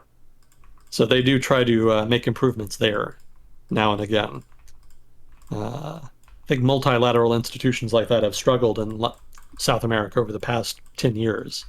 There was a lot of traction like from 2000 to 2010 during the big commodities boom, when everybody was doing well. But after the big bust, 2008, there's been a lot more reluctance. So there hasn't been too much progress there. But that's the kind of stuff the Brazilian government focuses more on, economic interests, regional issues, stuff like that. Yeah, when I say throw their weight around, what I mean is that they generally just have an independent foreign policy in general. Mm-hmm. So they're not as subject to U.S. influence as certain other countries. So, again, Central America and the Caribbean are the most subject to U.S. influence. So they de facto do not have independent foreign policies. They basically just hew to whatever Washington is doing. The Southern Cone is the most independent because they're the most autonomous economically. But Brazil in particular is a very large country unto itself, so that gives them maximum leverage in the region vis-a-vis the United States. And that gives them the heft to not only ignore the United States when they want, but also to go out and have their own, initiatives, if you like, to start their own diplomatic initiatives in the region. Although they don't always do that. People in Brazil do not think of themselves as Latinos. Some more interesting trivia for you. They kind of think of themselves as something else apart. They think of Latinos as being people who live in Spanish-speaking America. Yeah, and they speak Portuguese. Yeah, and they speak Portuguese there. Yeah. They speak Portuguese.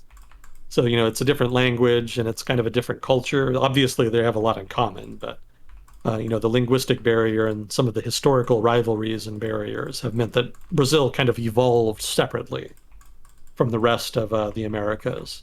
Obviously separately from Spanish-speaking Americas and the Anglo-speaking Americas. So that's given them a little bit of a separate identity. And that's meant that they don't always really embrace the rest of the Americas as much as you might think they would.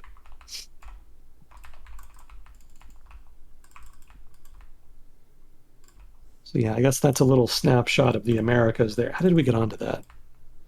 We were talking about Bolsonaro. internment camps. Yeah, we talked about the situation in China, and then the Japanese internment camps in World War II, and then people going to South America from Europe during World War II. That's what it was. And then That's what sparked it. To It was Bolsonaro. Yeah. yeah, conservative Germans going to Paraguay. That's what it was. And I was saying that there's been a lot of German migration before, and so that led into World War II. Okay. Obviously, there was also an influx of Germans after World War II for obvious reasons. I think there was like a whole town of people who had been Nazis that set up in Argentina somewhere. Don't think the community ended up lasting. I don't think there's like a lot of people who still live there. But technically, that was sort of the genesis of that one town. Yeah, there was another, actually, come to think of it, there was another German community. I think this one was like a religious community. And they were like a borderline cult. They were like extremely conservative Christians.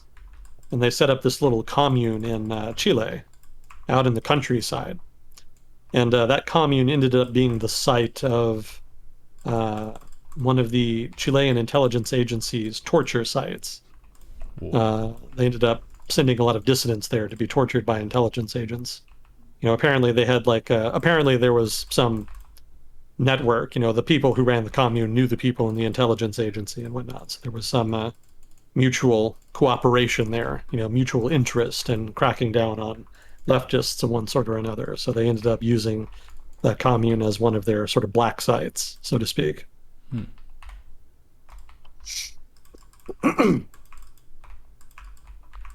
Yeah, Germans in Latin America. It's an interesting history.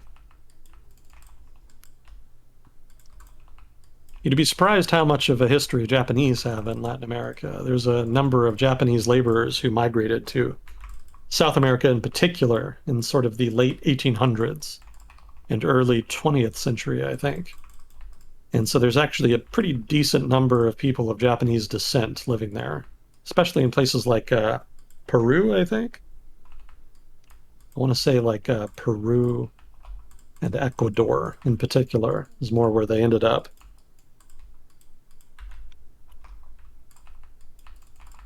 There were a decent number in Brazil as well, but it's a big country, so yeah, that would make sense. Yeah, I remember a map I saw online once that sort of that showed for each country in the Western Hemisphere which group of Asian descent was the largest. So, obviously there are different Asian groups that have migrated to the Western Hemisphere over time, but this map showed the largest such group in each country, and Japanese were the largest generally in the Andean region of South America, if not also some of the other countries in the Southern Cone. I don't quite remember. But then in the United States, it was mostly the Philippines, I believe. I think for the US, they actually did it by state. But I think most of the US was Filipinos, whom we talked about a couple weeks ago, I think. I think the Chinese were the top group for Canada, if I'm not mistaken. I don't quite remember, but I think it was the Chinese. And I think there was a couple US states where India was technically the largest source. But I think that was more the eastern United States.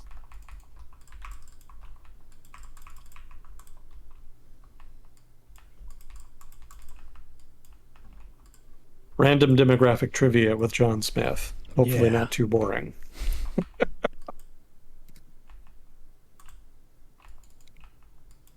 Oh, did you see the big free trade deal that the UK signed with the great state of Indiana? No. What? That's what I said. That's what I said when I read the headline. What? Is that even a thing? Can you even do that? It is now. Not really. It's not really a thing. Basically, the British government, specifically the Johnson administration, has really been angsting for a free trade deal with the United States. That was sort of one of the big objectives of Brexit in the first place. But they've kind of been disappointed. The Trump administration was not all that interested, and in so much as they were asking for a lot of big concessions that the British were not very comfortable with. And the Biden administration has been even less interested. They've basically said that they're not willing to do it at all. Apparently they're just concerned with anti-free trade sentiment in U.S. politics. So free trade deals are not really in the cards as far as but the Biden administration's foreign policy. So since the British government is kind of stuck as far as one of their big foreign policy objectives, they've shifted gears and they've started trying to negotiate these sort of little free trade deals with individual U.S. states. And I pretty strongly suspect it's mostly just for show, just so that they can have something to point to and say, hey, we did a thing. Because the agreement itself, what of it I've been able to find out anyway, the details are a little scarce, but it doesn't seem like there's any big major substance to these deals. Well, this is the first one. This is the first, state level deal that they've negotiated. So some of the things they've talked about, one is mutual accreditation. Basically, if you want to get certified for this, that, or the other profession, you have to get like a certificate of some kind. You have to pass some kind of exam or, meet some other qualifications. And the trouble is that certifications in different countries are not always mutually recognized. It might be that if you get a certification for whatever profession in the United States, it's not recognized in another country, so you can't do that work in another country without getting certified in that other country, which can take a lot of time or be expensive or otherwise not worth it. And in so much as that's the case, it represents a de facto trade barrier to people of that profession migrating and working in the other country. So one of the things the British government did with this, quote unquote, trade deal with the state of Indiana is that they both agreed to some measures regarding mutual accreditation. They didn't really spell out exactly what, so I'm not exactly sure just what they have in mind, but hypothetically, it will be easier if you are in professions affected by this deal to work in Indiana from Britain or vice versa. So that was the most substantive item I could find as far as the deal. The other stuff they mentioned included academic research cooperation, which is super ambiguous, and I have no idea what they mean by that. Academics don't really need deals like this to cooperate. They actually do it with alacrity on their own. They seek each other out. They try to network with people so that they can find co-authors. It's something that happens just really organically. So I'm not really sure what they have in mind as far as a state to state, well, a London to Indiana anyway, trade deal to try to encourage it. The other item they mentioned was investment. They just said that they were going to try to make it easier to invest in Indiana. And they specifically cited certain industries as being receptive to British investment, specifically clean energy, advanced manufacturing, and pharmaceuticals.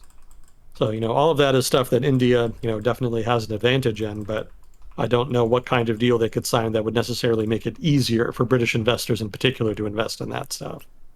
So it could just be that it's a marketing thing where they're just trying to raise awareness amongst the investor community that this is stuff that they could invest in. But beyond that, I'm not sure what legal changes that this deal would obligate Indiana to make that would make it more welcoming to British investment in particular.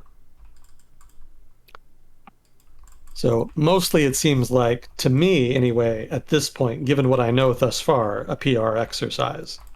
It doesn't seem like they're really making a lot of real gains here.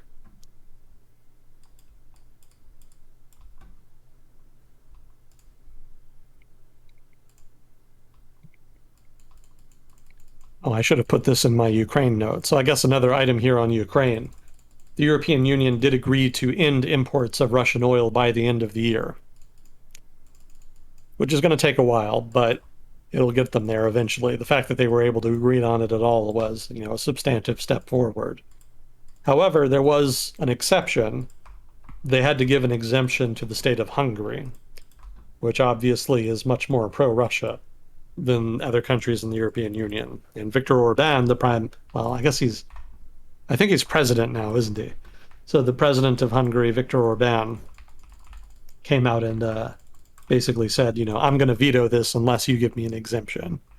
And eventually, after much negotiation, they just agreed to do it. And so Viktor Orban gets his exemption, and he can pretend to, care about Ukraine. The rest of the European Union, meanwhile, can actually move forward and apply some pressure here on Russian oil exports.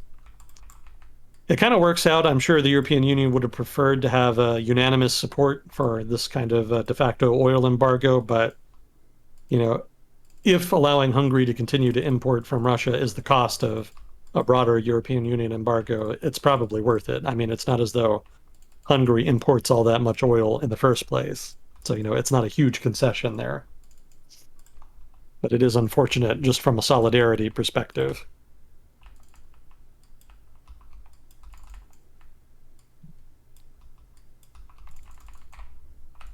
Well, let's see. Oh, yeah, there's another item about that drought in the western US. So, one of the things I've seen brought up as a potential response to pending price hikes in grain, owing to the pending lack of exports of grain from Russia and Ukraine. One potential solution to that would be for US grain producers to increase production so that later in the year there will be a nice bumper crop to try to offset the shortages that are going to be caused, well, maybe not explicit shortages, but the downtick in supply, let's say, that's going to be caused by lower exports from Russia and Ukraine. So that's not going to happen. And the reason it's not going to happen is because of that drought, or at least in part because of that drought. Actually, ironically, it's also going to happen in part because of rain. The western U.S. is afflicted with drought, but some parts of the U.S. that generally produce a lot of grain have been afflicted with heavy rains, and that's actually impacted the harvest, not the planting season. Normally this time of year there would be a lot of planting, but rain can actually disrupt the process. And it could be that you end up not being able to produce as much if you're not able to plant during this specific time of year. It kind of screws up the timetable. So the impact of combined heavy rains in some areas and drought in others is that U.S. grain producers are probably not going to be able to offset the decline in grain supplies because of the war in Ukraine.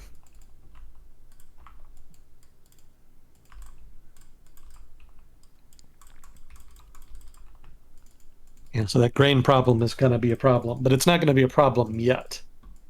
It's going to be a problem later in the year when there would normally be, when the harvest happens. What would you call it? I guess that would be the fall harvest or something. I'm not sufficiently familiar with agriculture to know the technical terms there, but basically, we're not really going to feel the shortage of grain, the curtailment in grain production until fall harvest. That's when it's really going to be a problem.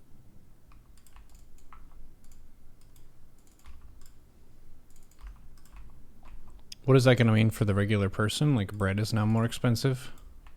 If you're in the United States, it probably won't mean anything at all because we're such a major producer. Mm-hmm. I don't think grain production is going to be cut back for us. Well, it'll be cut back a little because of the aforementioned weather issues. So for that reason, there may be an uptick in price for grain derivative products. But I don't think it'll be all that much. I don't think anybody's talking in the United States about, significant food price hikes owing to a pending shortage of grain. Mm-hmm. But for people in other parts of the world that are more dependent on imports of grain, it'll be a problem for them. So if you live in a country where the government has good finances, you may not feel it at all because they'll probably subsidize the price of grain such that food producers don't really feel it. But at that point, you're more redistributing the problem from consumers to government finances. That's probably going to be a bit of a strain.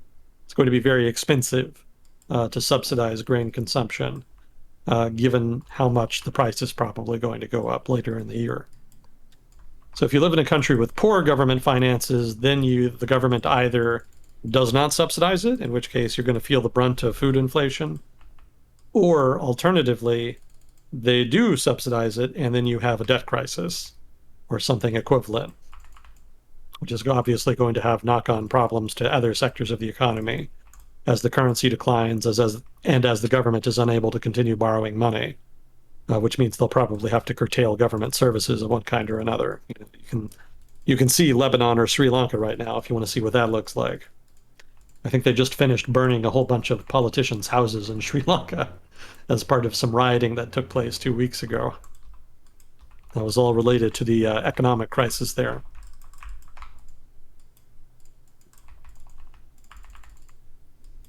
It's a pretty extreme measure.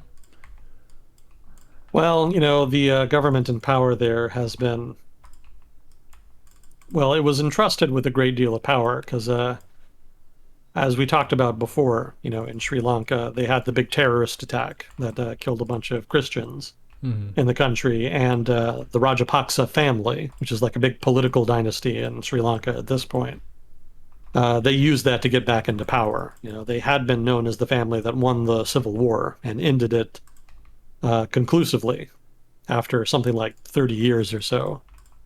But then they lost power because of, corruption allegations and, among other things.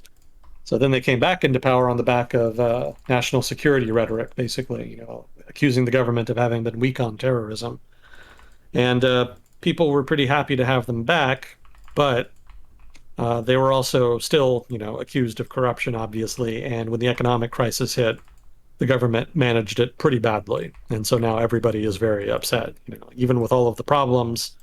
Well, the fact that they had given them a lot of leeway on those other problems came with the explicit expectation that the government would be at least halfway competent. We'll let you get away with some stuff so long as you at least take care of the basics. And when they failed to take care of the basics, people were even more mad about the stuff they were screwing up before, in addition to being mad about the mismanagement of the economy. So, the public dissatisfaction just reached fever pitch, and it didn't help that the government tried to crack down on them and try to prevent protests by mobilizing their core supporters. They sent out gangs of pro-government people to go and confront the anti-government protesters, and that led to clashes in the streets. And it was those specific clashes with pro-government supporters that led people to accuse the government of propagating violence against the civilian population. And that specifically is what led to the rioting, in which politicians' houses were targeted, burned down. They also burned down a Rajapaksa family museum that they had built. It was broadly suspected they built it with public money, so that's why it was targeted. But it kind of shows the ego of political dynasties that they would build a whole-assed family museum to themselves in their hometown. That got burned down, among other things. It just goes to show you how dissatisfied the public is. But yeah, that was the genesis of that.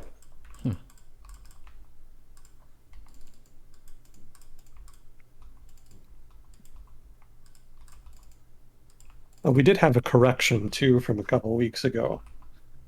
We were talking about Moldova, and I mentioned that there had been an irredentist movement in which Moldova had tried to rejoin Romania, and that relations were pretty good between Moldova and Romania. So we had somebody from Romania pitch in and chat, and they asserted that actually, no, relations are not that good. They didn't say they were bad per se, but it's just they're not that close, and there's not really much of an irredentist movement, and apparently there never has been. So thank you for the correction.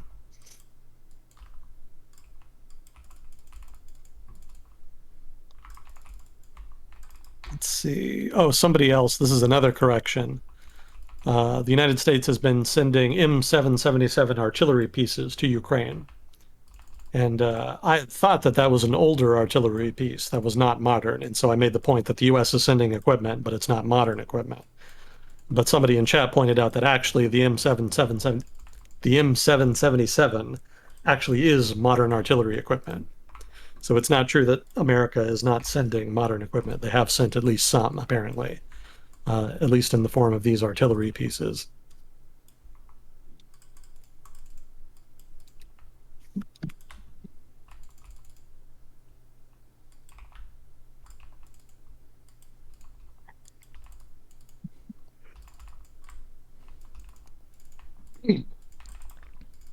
I think we talked about IPAF last time.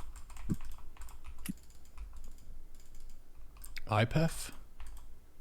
Yeah, the Indo-Pacific Economic Forum. That was the Biden administration's Oh, yeah, proposal yeah. for a kind of regional institution by which to counter Chinese economic influence. Hmm. And we talked a little bit about the pillars of IPEF last time. I don't think we have any questions. So I think we're good on that front. Now, was there anything in particular you wanted to talk about? We touched the stuff that jumped out at me in the news so far. Gotcha. Well, the Chinese government did make another pass at, oh God, let me see if I can do that. Oceania? Is that how it's pronounced? Oceania? Oceania. Okay, I'm going to go with that. Yeah, the Chinese government made a pass at Oceania writ large, right? They had been in the news for signing some kind of security deal with the Solomon Islands. It's still a little bit ambiguous as to just what it's intended to be. Um, there was a lot of concern that maybe it was a kind of strategic alliance or that it might allow the Chinese to build some kind of naval or otherwise military base in the Solomon Islands. I think that was a little bit overwrought, but certainly the Chinese government was successful in signing some kind of security agreement in the region, and that itself was pretty groundbreaking. But after that, there was a Chinese diplomat that made the rounds amongst countries, of which there's quite a few in Oceania. And they were proposing similar arrangements. It was not really quite as much substance in terms of like a specific security agreement, but more it was just offers of loans and grants and other forms of interinstitutional cooperation of one sort or another. And they went country to country and made their proposals and whatnot. And as it happened, no takers. There wasn't a lot of interest. There was a lot of skepticism about the proposals, about just what the motivation was for one, but also that there wouldn't be strings attached. It probably helped that the United States government probably pressured them behind the scenes to some degree or another. But basically, the effort was largely a flop. The Chinese government was not able to make a lot of gains amongst countries in the region as far as improving ties. They did release a white paper. That is to say, the Chinese government released a white paper after the fact, in which they kind of discussed some of the problems that they had encountered. But they also made apparent that they were going to try again later. They kind of had a lessons learned section, and made it clear that they would eventually come back to the region with better proposals that were a little more ameliorating to concerns in the region.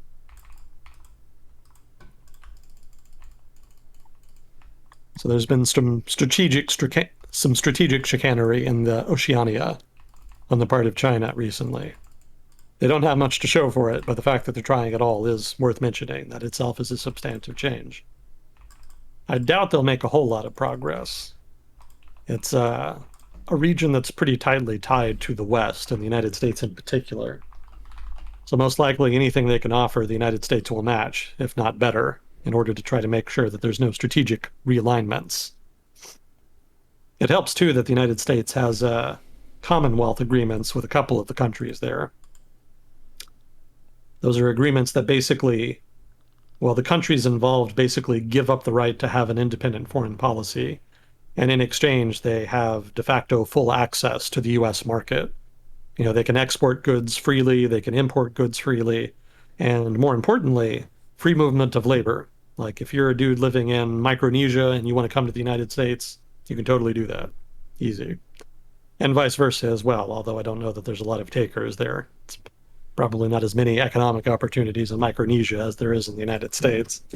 So you don't hear about people traveling there much. But technically that is possible. You can just immediately get work there? Yeah. Hmm. Yeah, that's my understanding of it. It's usually a pretty painstaking process. If you go to a country, you have to give them good reasons as to why you should be able to work there, and then you have to go through all the hoops of like where the taxes go and that kind of thing. Yeah, no such issues here. Basically, as part of the Commonwealth Agreement, there's what you might call a no visa regime. It's just no documentation required. You can kind of just show up. Maybe you probably need a passport still. You need at least that, but Yeah. So you do need some documentation, but no visa or other some of the more rigorous measures that might normally be applied. Yeah, I remember that being one of the main sticking points as to why a lot of people in Britain didn't want to do Brexit, was that was going to make it more difficult to work in Europe, where Yeah, the friction was pretty low before Brexit. yeah, yeah. That was one of the big concerns. It was justified. That there's been a lot of complaining on the part of various groups, companies, firms, what have you, bands as well, that normally had free reign in Europe and now find themselves having to deal with a rather complicated visa regime. Mm-hmm. I'm sure there's a lot of money going to travel agencies as a result, in so much as there's still any left at this point. I haven't heard as much about that recently, so I'm sure there's been adjustments made, and I'm sure everybody has kind of priced it in and adjusted to it as necessary. But there was certainly a lot of complaining when it was first imposed. But yeah, I think there's three countries in the Pacific Ocean that the United States has a Commonwealth agreement with. One of them, I want to say, is Micronesia, the Marshall Islands, and one other one. Maybe it's Palau? It's slipping my mind. I want to say at least those two. At least Micronesia and the Marshall Islands, but the third one I'm not sure about. Palau is where they hosted one of the Survivor games, so that might make sense. Survivor Palau. They did a bunch of shows on various places in the Pacific that your average American probably had never heard of. So, yeah, if there was some sort of agreement like that, it would definitely make it easier to go there and film. A lot less tape to go through. Yeah, much less of a hassle. Yeah, I think it is Palau. I'm going to go with that for now until somebody from chat corrects me. Yeah, there's a number of other territories in the Pacific, but a number of them are actually still territories that belong to European countries. Mm-hmm. So, like New Caledonia still belongs to France, French Polynesia, obviously still French. Cook Islands and the Pitcairn Islands are still British. Pitcairn, I watched a documentary on that recently. Yeah, that's an interesting one, right? Yes. A bunch of people who mutinied on a ship and they landed there, and they speak a weird kind of fusion language between the local language and British or British English, where they Oh, could understand each other using this language and they still speak it. It's kind of dying out, but they do have what they call Pitcairn, which is kind of a mishmash of the two. interesting. I hadn't heard that. Mm-hmm. It makes sense. Creolization of language is pretty common, but Yeah, that's I hadn't basically heard what it. it is. Yeah, neat. Mm-hmm. Very low Yeah, population. They have tourism is an industry there, but there are so few people that it's not really like an industry per se. It's like mhm. some people make local crafts and stuff in some traditional ways. It's like Hmm. mostly Polynesian fused with British culture. Yeah, for those of you listening who maybe are not familiar with the Mutiny on the Bounty, which is sort of the genesis of this island's history, there was a British warship called the HMS Bounty. And, serving on a British warship in the 1700s, or I guess it would have been 1800s actually. Well, regardless, it was hard. It was a very tough life. And, when you're on a warship in the Pacific, you kind of cull to different islands. And a lot of these islands were very, very nice. The natives were, well, depending on the island, the natives could be very friendly.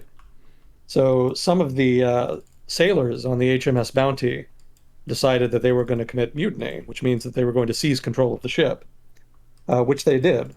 And, they took the officers on the ship, including the captain, and put him on a little rowboat and basically shoved them off, best of luck.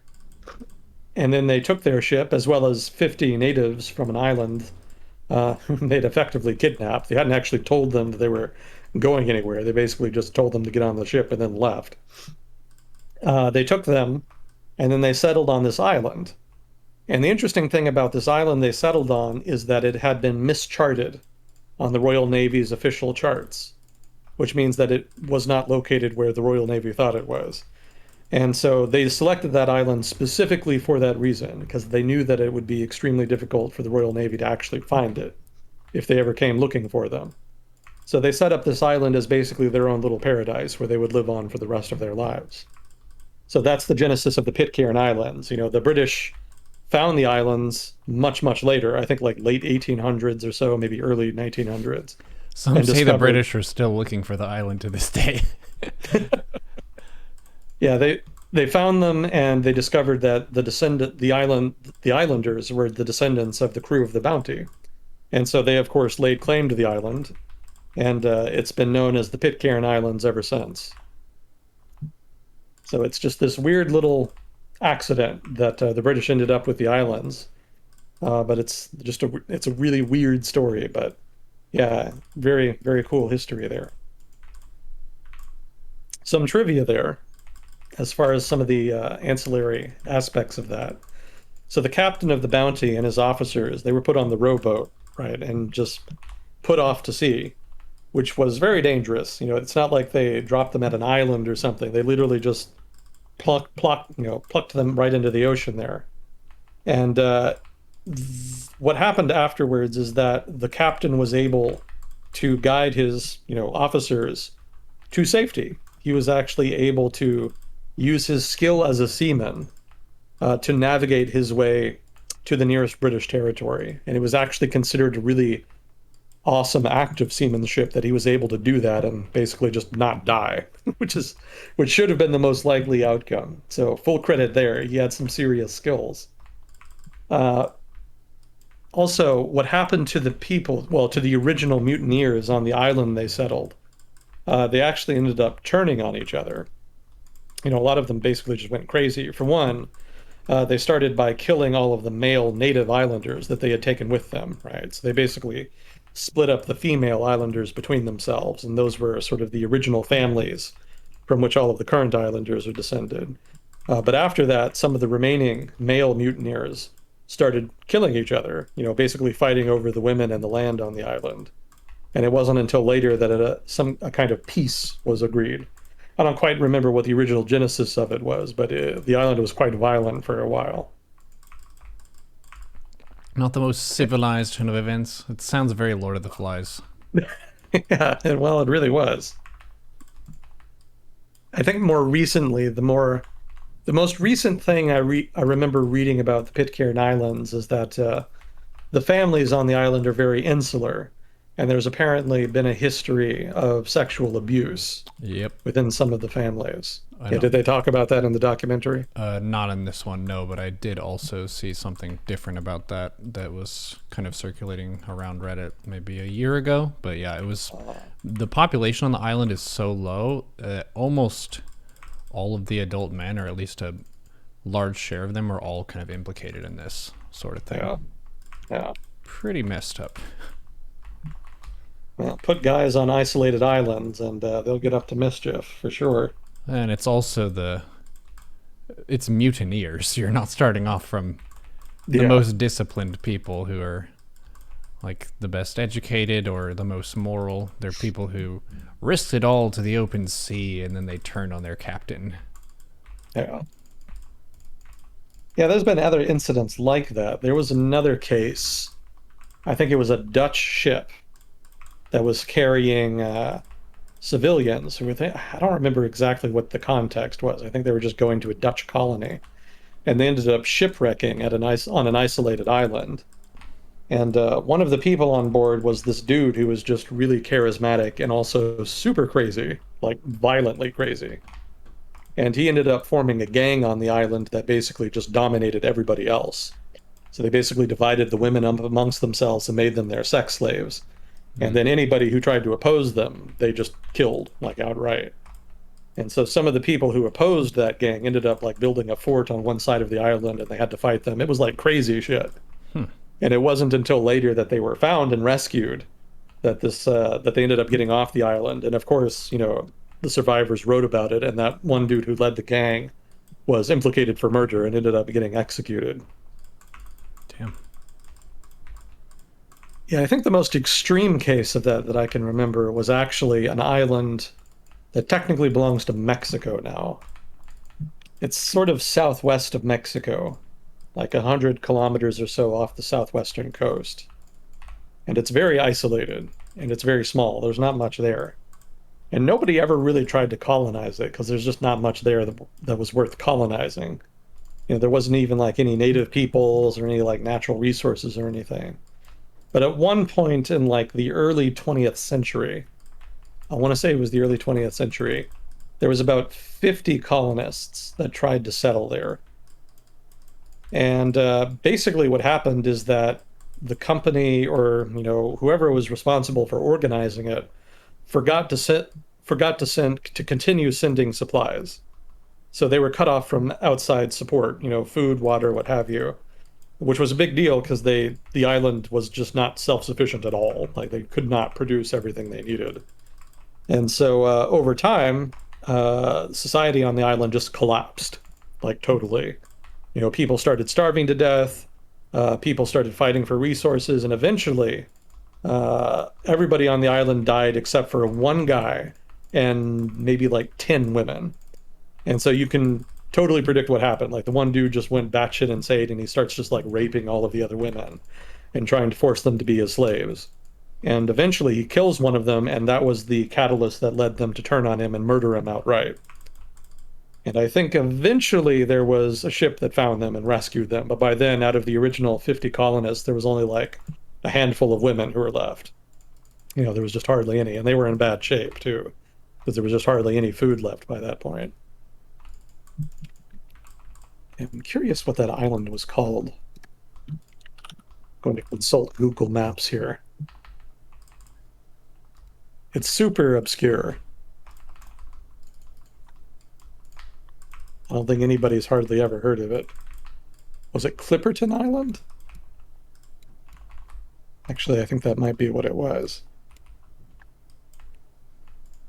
It might actually be a French territory now. France has islands in the weirdest places. Yeah, I think that is it.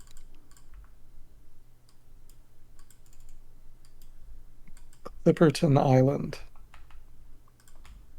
Yeah, that's it. Clipperton. Okay. Memory is a little better than I thought. And it is French. Okay, I was right about that too. Yeah, so it's a French island, Clipperton, and I think they got it later after the incident I mentioned.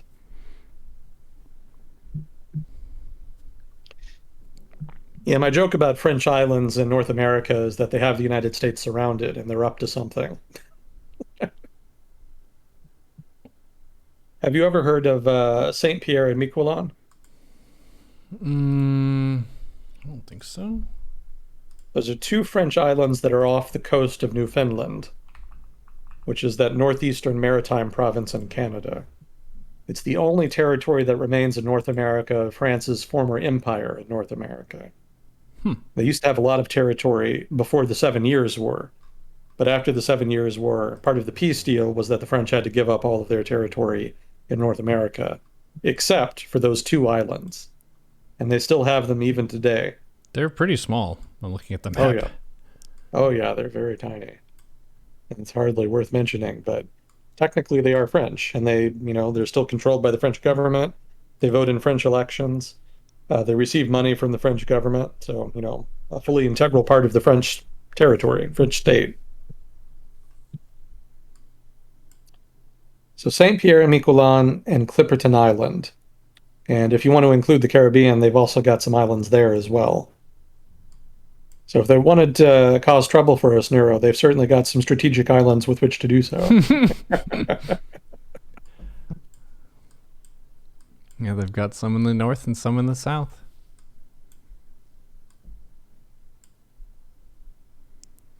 Yeah, I think, I'm not sure if you mentioned this, but there was some stuff that went on, maybe we mentioned this last time, around the period of the American Revolution in the Caribbean. for the islands that were British controlled versus French controlled? What was the question?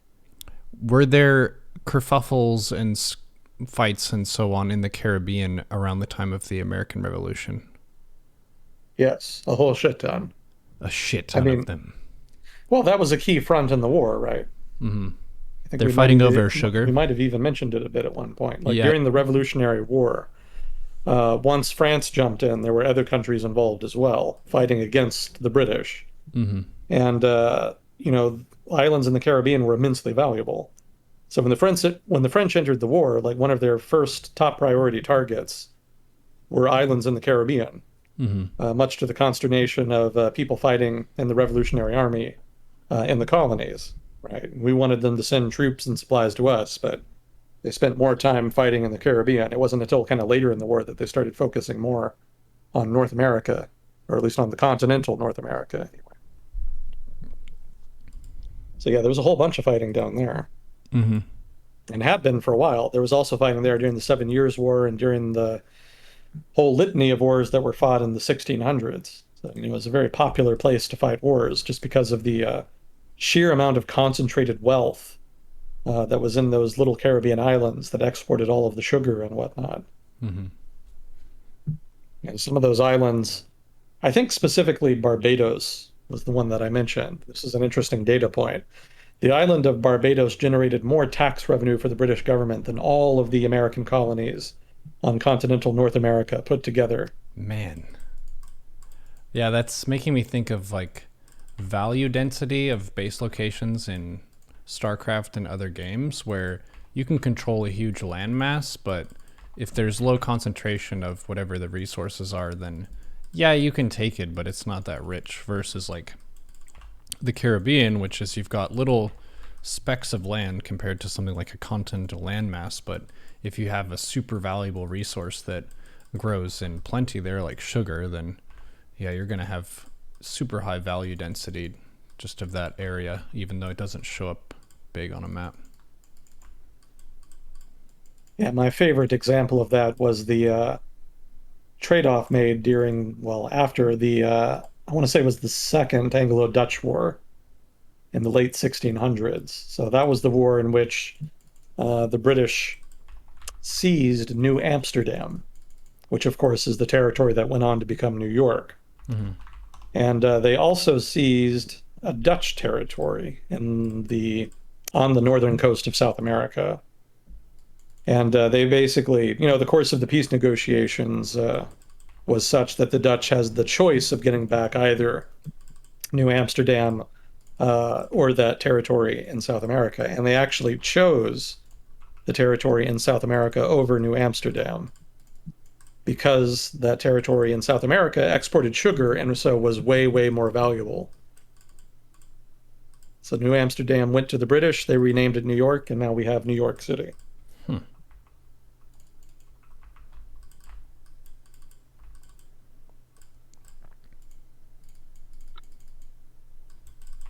So yeah, to answer your question, lots of fighting in the Caribbean. That's where the money was. Yeah, it seems like Pirates of the Caribbean might not have been too far off the mark. There was a significant amount of piracy specifically for that reason. It was not a well-governed space, for one. I mean, it was a huge area geographically, and the Spanish government absolutely did not have the administrative capacity to govern or police all of it. So given how much wealth was there, not only in the form of sugar being exported from the islands, but even more attractive was all of the gold being exported from Peru, a lot of which went through Mexico and the Caribbean when it was being shipped by way of convoy back to Spain. So trying to pirate either the treasure fleets, which was, by the way, extremely difficult, or more commonly, trying to raid some of the Spanish port cities. Those were very attractive propositions. And so that fed a lot of the piracy that happened. Although, to be fair, a lot of the piracy was actually state-sponsored as well. Yeah, It wasn't privateers. it wasn't just opportunists acting on their own initiative. A lot of them were privateers operating on behalf of this, that, or the other rival government, which was trying to cause trouble for the Spanish. while also trying to make money. They got a cut of the proceeds. Yeah, actually, the age of piracy did not come to an end because uh, the pirates themselves were defeated or because the Spanish got better at governing and policing their territory. It actually ended because there was an agreement made between specifically the British government and the Spanish government. Probably also some other governments as well that I'm not as aware of. But certainly the British government and the Spanish government reached an agreement in which the British agreed to stop supporting pirates and privateers in the Caribbean, and in exchange, the Spanish would extend them certain trading privileges in Spanish American territories. And so after that, piracy suffered a mysterious, precipitous drop off in the Caribbean.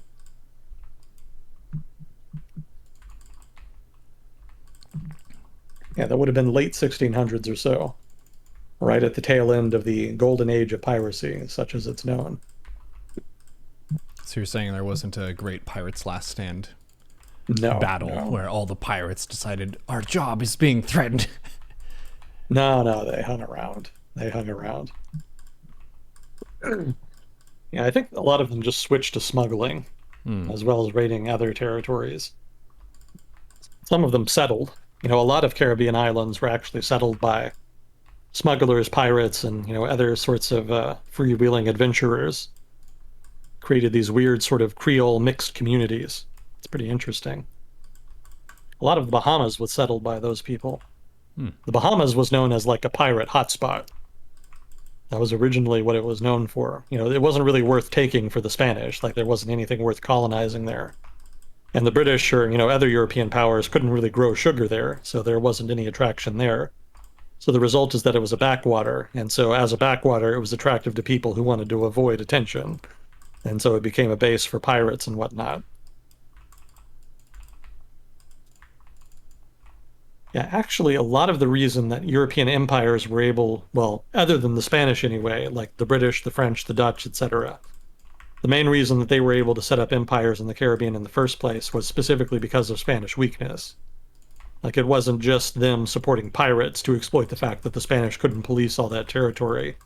A lot of rival European governments would actually pay people to go and settle that territory so that they could claim it.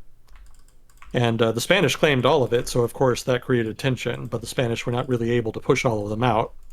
So that's how you end up with like the French in Haiti, for example. They colonized that explicitly against the will of the Spanish, and the Spanish actually totally ejected them from Haiti at one point, but they just came back and did it again, and the second time they didn't have the money or power to eject them again, so they just kind of let them have it. The Dutch islands and the Lesser Antilles, as well as the English and French islands, all of them were settled in pretty much the same way. There was intermittent raids by the Spanish to kick them out, followed by recolonization efforts that reestablished control of the islands. And that happened for several decades before eventually there was a sort of accord reached in which territorial claims were recognized and people stopped messing with each other, basically. Jamaica is kind of a special case because that was actually won outright in a war. There wasn't any of this sort of gray warfare style combat that characterized the other parts of the Caribbean. I think it was specifically the War of Spanish Succession, I want to say, which was a war fought like around 1700 to 1710, thereabouts. And the British conquered the island, explicitly in the war. Actually, maybe it wasn't. Actually, maybe it was earlier than that. Somebody in chat more knowledgeable about it should correct me. It might not. It might have been earlier in the mid 1600s. Anyway, regardless, there was a war. The British conquered Jamaica, and as part of the peace agreement, the British forced the Spanish to turn sovereignty over the island over to them. And that was a big deal at the time because Jamaica was a major sugar exporter, which meant that the Spanish lost a lot of tax revenue. But it was also considered a big strategic blow because Jamaica sat astride of the trade route through which Spanish gold was transferred from Spanish America to Spain. So British raiders and pirates and whatnot were able to use Jamaica pretty freely in order to raid those trade routes and the ports on them. So the Spanish knew that would happen, which is part of the reason they were so upset about losing it. They made some attempts to get it back in later wars, but it never worked. So Jamaica remained a British territory right up until Jamaica got its independence from Britain in the what, 1960s, I want to say? Maybe 1950s or 60s or so.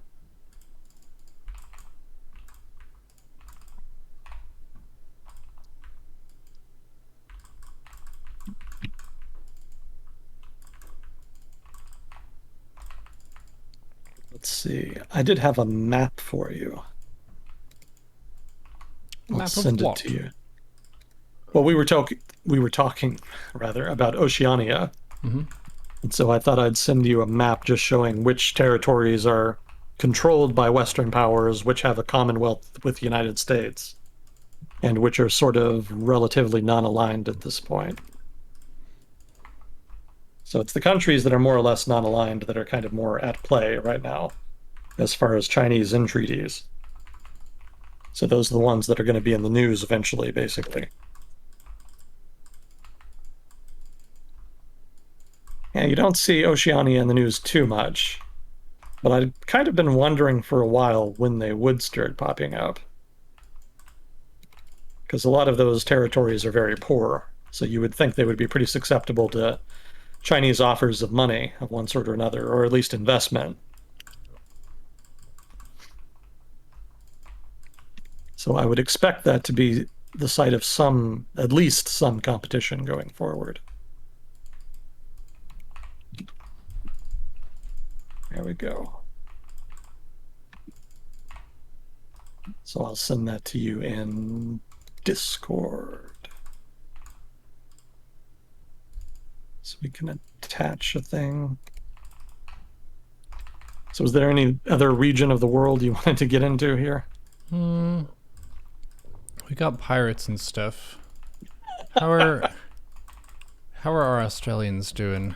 It's the ANZ because we're kind of in that region.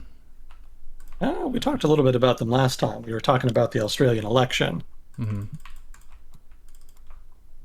Yeah, having read more about it and having read the feedback from our Australian listeners, it seems that the election probably will result in substantive environmental policies being implemented. So stuff relating to climate change and whatnot in particular. That was apparently one of the major takeaways. I'd been a little skeptical just based off of my limited reading beforehand, but yeah, I would agree with the feedback that I've gotten. It seems like that's almost certainly going to happen. Also, Labor was able to negotiate a majority government, so they're not going to have to sort of struggle with a minority government going forward. So it looks like they're going to have the votes they need to do what they want.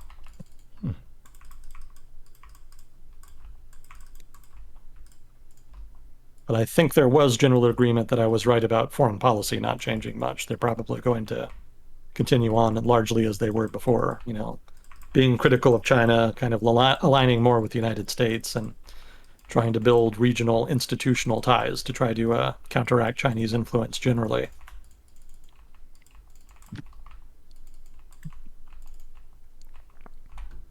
So let's see. Oh God, what did I call it? I just created a random name for it.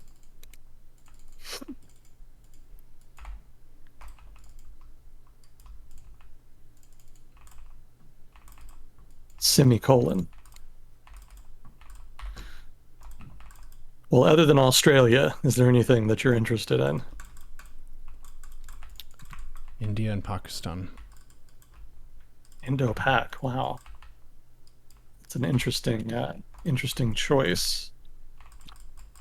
Well, the thing in Pakistan right now is that Khan, who's the prime minister who was ejected from power by vote of no confidence, is still trying to get back into power. He's mobilizing his supporters and trying to get them to march on the capital. He's also been supporting intermittent protests by his supporters in order to try to stay in the headlines. I don't think it's going to work. I'm pretty sure the Pakistani military is going to prevent him from ever getting back into office, at least like this anyway. But he is still making the effort, so there's been quite a bit of drama within the context of Pakistani politics over Mr. Khan's attempts to get back in. I suspect it'll probably be a major headline for the next couple months, and then we'll just kind of go away. I don't see like a viable path forward for him as far as reversing the vote of no confidence. But he could roil Pakistani politics for a while. And one thing that we mentioned in a previous discussion of Pakistan was the military having such a heavy control of government, and kind of wondering, is that something that the people are okay with? And it seemed like the response was it's something they have to accept as their reality, but it's not really their favorite. Yeah. The military. Although we did isn't- have somebody in chat who argued that actually people are opposed to military rule. There's just nothing they can do about it. So I would point that out as well. My impression generally is that the military as an institution is respected in Pakistani society, but perhaps people are not as accepting of their role in Pakistani politics as I would have argued. Yeah, it's not really an institution that's made for decision making unless it comes to fighting stuff. Yeah, they're better at that than they are at governing, as they've proved many times. They've certainly been in power enough times in Pakistan to prove it. I'm very slowly hunting down this file. It's lost on my hard drive somewhere. The map you're looking for? Yeah. Oh.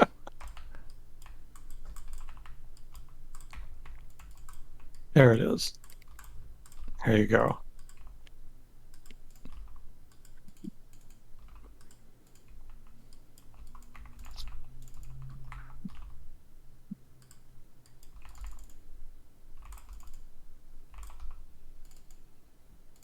See, so you said Pakistan and India. So what's going on in India lately?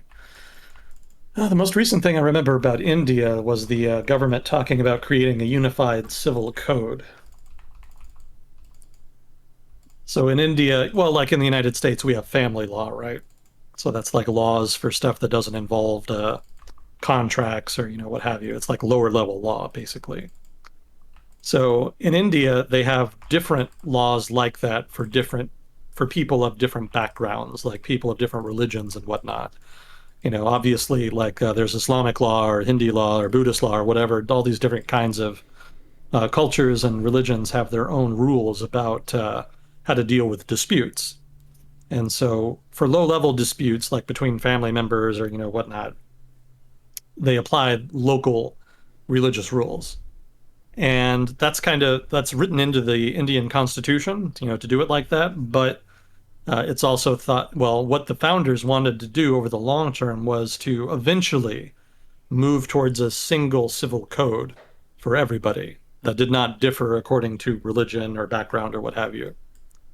And that's also written into the Constitution. India's Constitution actually has written into it that lawmakers should eventually try to endeavor to create a single unified civil code.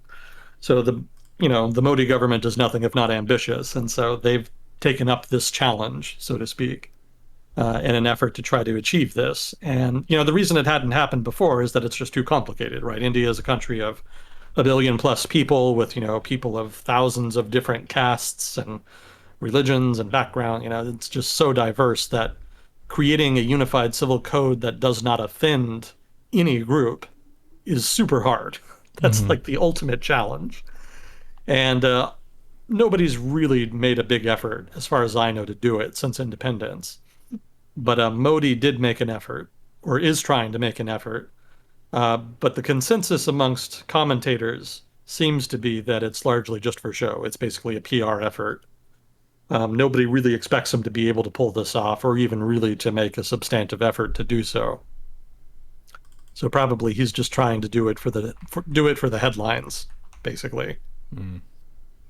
There's this stretch goal that our country has been supposed to reach for, but we've never done it. But by God, I'm going to do it because I'm just that awesome. So amazing. Oh yeah.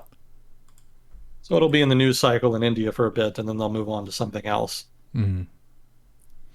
I got the map here you sent me. What are the zones we're looking at here? We've got dark blue, teal. The light blue are the countries that the United States has a Commonwealth agreement with. So the one on the left, there's 3 of them right next to each other. The one on the left is Palau, the one in the middle is Micronesia, and the one in the northeast is the Marshall Islands. And so you see that dark blue on top of that that's the Northern Mariana Islands. And you see a little square there too, that's Guam. So both of those are actually American territories. We don't have a commonwealth with them. The United States government basically owns them, so to speak. Those are the territory they're in is American soil, like officially. The countries that we have a commonwealth agreement with are independent sovereign states, but which have agreements, treaties outright, that bind them very closely to the United States. So they've traded away some sovereignty, but they still are fully independent. Mm-hmm. So the dark blue countries further to the south, those are all territories that are controlled by either the United Kingdom or France. So that's New Caledonia, Wallis and Futuna, uh, what is it? The Cook Islands, Pitcairn Islands, French Polynesia. Actually, one of them is controlled by the United States. That's the Samoa Island. But then also two of them are controlled by New Zealand. New and the other one, I don't remember what it was. Oh, that's going to bug me. I don't know if we have any New Zealanders listening, but there's two islands you guys control in Oceania that are really far away from New Zealand. One of them is New, and then there was another one. I don't quite remember what it was. What'd you say the pink area is? Oh, I didn't get the pink area is the Solomon Islands. That's the territory that has the security agreement with China. Right. So I gave them a special color just to kind of show them because they've been in the headlines lately. So then all the gray countries are just countries that are independent. They don't have Commonwealth agreements. They're not owned by anybody. They're fully independent sovereign states that are basically free agents. Mm-hmm. Yeah, Papua New Guinea is kind of close to Australia. They've got I'm not aware of their treaty history. They may have a mutual defense treaty, I'm not sure. But certainly Australia has an immense amount of influence there. I almost colored them blue just for that reason. But technically, I think it is fully sovereign and independent, so I made them gray. Mm-hmm. So gray is the sovereign independent, the light blue is US, and the dark blue is Australia. Kind of. Dark blue up north is America. Northern Marianas and Guam. Mm-hmm. I would say dark blue is just territories explicitly controlled by outside states. Mm-hmm. And then light blue is Commonwealth states. Pink is the security agreement. And then gray is fully sovereign. Cool. Agent Smith custom maps.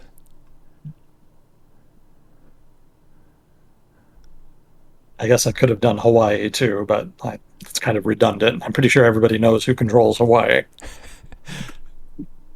For those who don't know, Hawaii is one of the 50 states of the United States of America.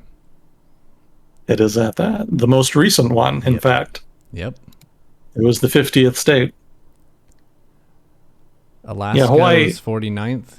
Yeah, Alaska was 49th. Both of them had big population booms during World War II. And that led to renewed interest in joining as states instead of just being territories.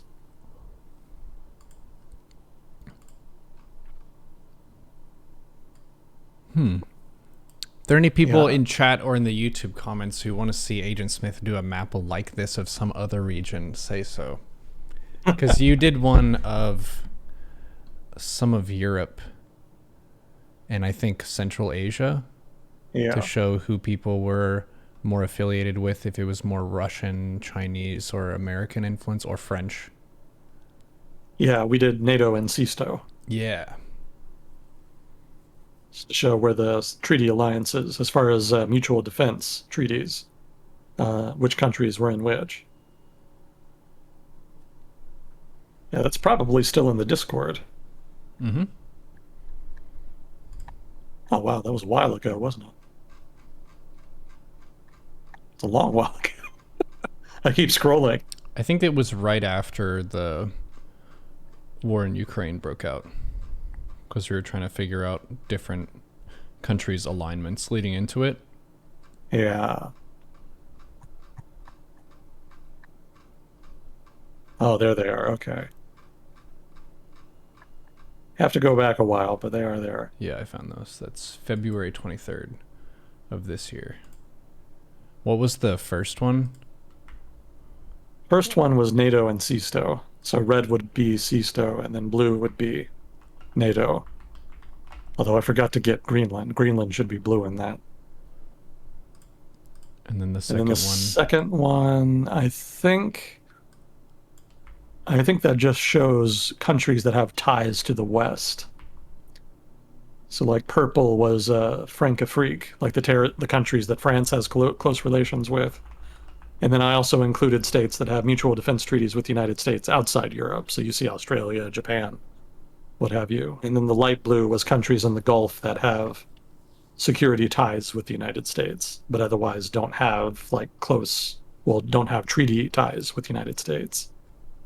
And then the light purple there was countries that the United States has defense ties with, but which the United States has even looser diplomatic ties with than the Gulf states. And then the yellow was countries that the Wagner Group has been active in lately. So basically Russia's sphere of influence in Africa. Mm-hmm. And then the third map there is just China and countries that China has a lot of influence in.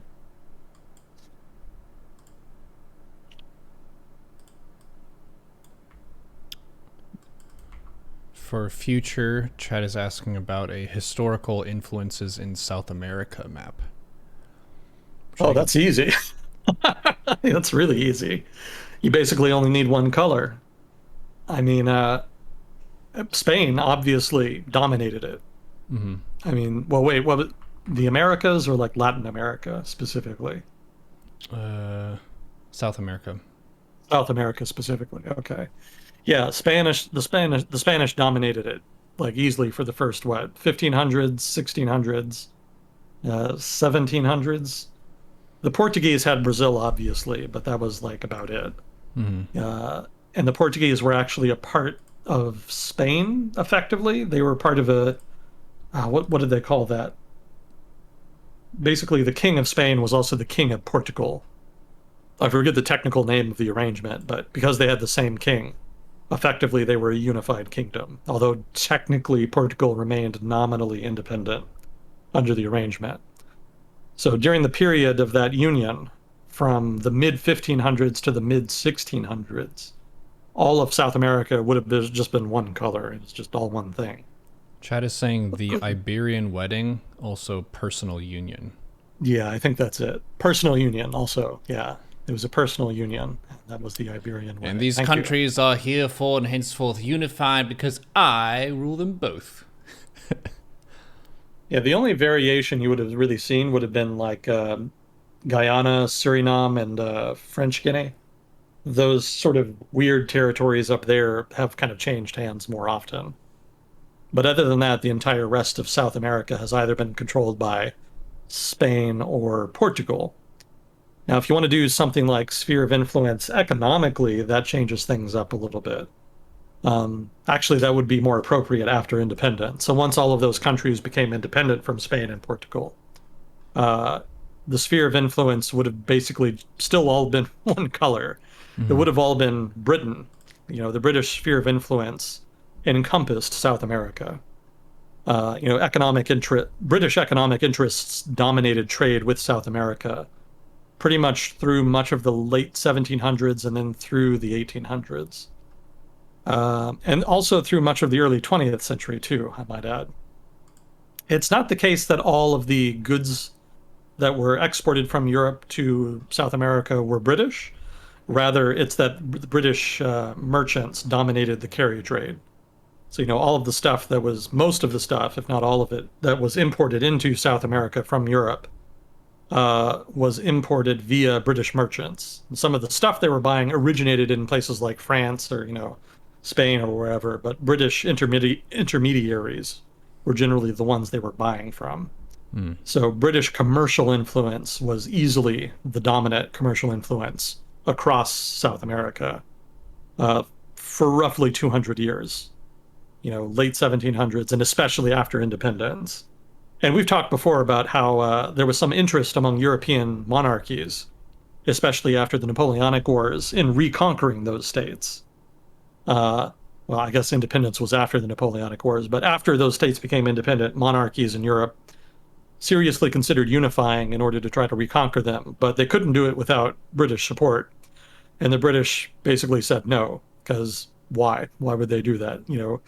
If other European countries reestablish control, then the British merchants lose their de facto monopoly over trade with those countries. And, why do that? It made much more sense for Britain to protect them implicitly, to preserve their independence so that they could continue to trade with them without any barriers being enacted by sort of these meddlesome rivals in Europe.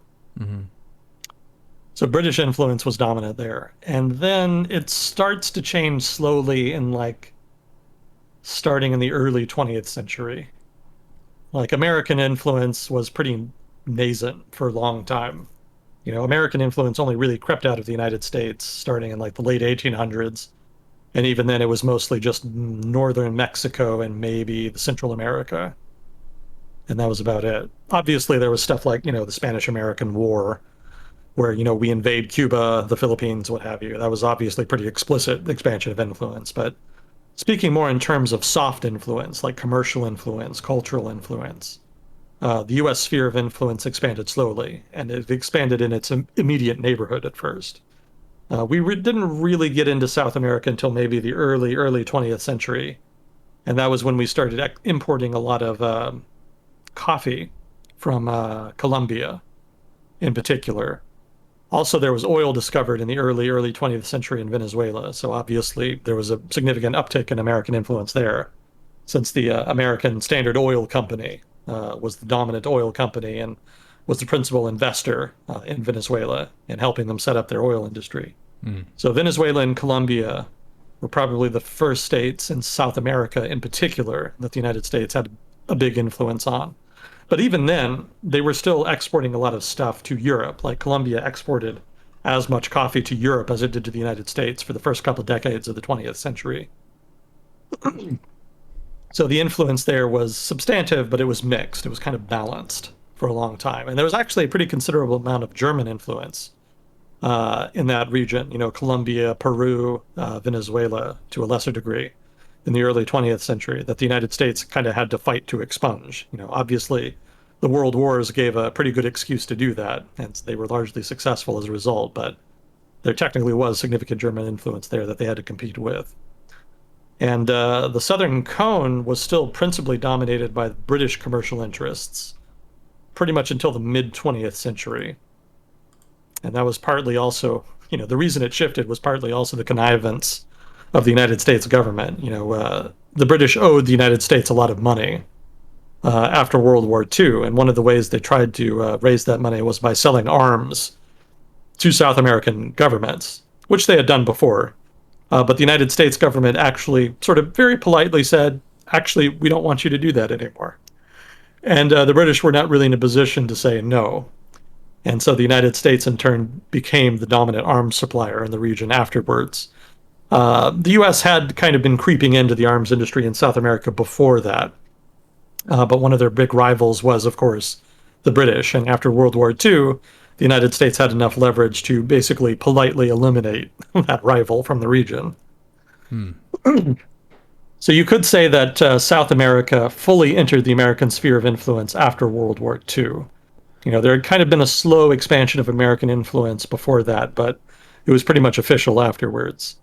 Yeah, and some of the stuff we talked about too was the presence of the U.S. on the world stage was not great basically before World War II, we were mostly a backwater, or it was kind of sus to invest in the U.S. Bunch of crazy people who are very risk tolerant.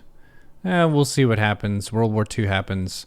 The industry and everything ramps up. The economy ramps up dramatically, and then they have a military, which means that they're producing a bunch of guns and stuff. They have more people to sell to, just generally higher production, and then also more ambition for doing stuff on the world stage. Yeah, there was a significant ramp up economically and also diplomatically. Again, the Rio Treaty thing I did on the podcast on SoundCloud. One of the things I researched while I was, working on that was specifically this period of American influence. that was expanding in the mid 20th century. And one of the things the U.S. did in the lead up to World War II, in the expectation that it was going to have to compete with German influence in the Americas, it managed to get all of these countries to agree to minimize German influence, nationalize German industries, expel German citizens, what have you. Part of the quid pro quo of that, by which the United States government was able to get Latin American nations to agree to do that stuff, was by agreeing to basically just give them a shit ton of money. They gave them what were basically credits that through which they could, borrow money or even just take it as grants, through which to buy stuff from the United States, be it capital equipment, weapons, whatever they wanted. Some countries were kind of too dysfunctional to really make the best use of it. They could have invested that money in new industries and whatnot. Some of them kind of missed the opportunity. But others were much more proactive about it. So, like the first steelworks in Brazil were actually created through this plan. Money that they basically got for free in the lead up to World War II in order to try to more closely tie them to the United States. So that itself significantly improved and increased and expanded American influence in South America. Because before that, American finance had pretty significant investments in the region, but British investments were probably still dominant, especially in the Southern Cone. But as part of this big diplomatic push to expand the organization, well, it was still the Pan American Union. This big push to expand the Pan American Union saw the United States investing, well, making available immense sums of money to partner nations in the region. And that effort pretty thoroughly pulled those nations out of the British sphere of influence and into the American. Again, maybe some exceptions in the South, specifically Argentina, which kind of rejected American influence very explicitly. There was a lot of drama over that. But eventually they kind of came around. The United States was just offering too sweet a deal. And eventually the Axis lost the war, so there was no real alternative.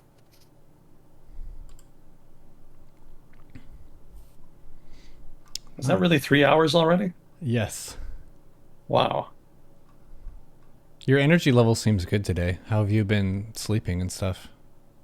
I've been sleeping okay. I've actually been pretty dysfunctional the past 2 weeks. So I don't know. I guess you inspired me. No. We got to go to some unusual territory too, like talking about pirates and stuff and history Yeah. about certain areas. That's one of the things about, I think, just human energy in general is when you have something fresh and interesting to think about, it naturally boosts your energy. If you find yourself kind of grinding away at the same stuff, you just don't really feel that boost and you're kind of just Yeah. trudging. Yeah. I kind of want to read more history and stuff, but the current events has been the dominant thing, and it's kind of hard to stay motivated when it's the same thing over and over again. Yeah.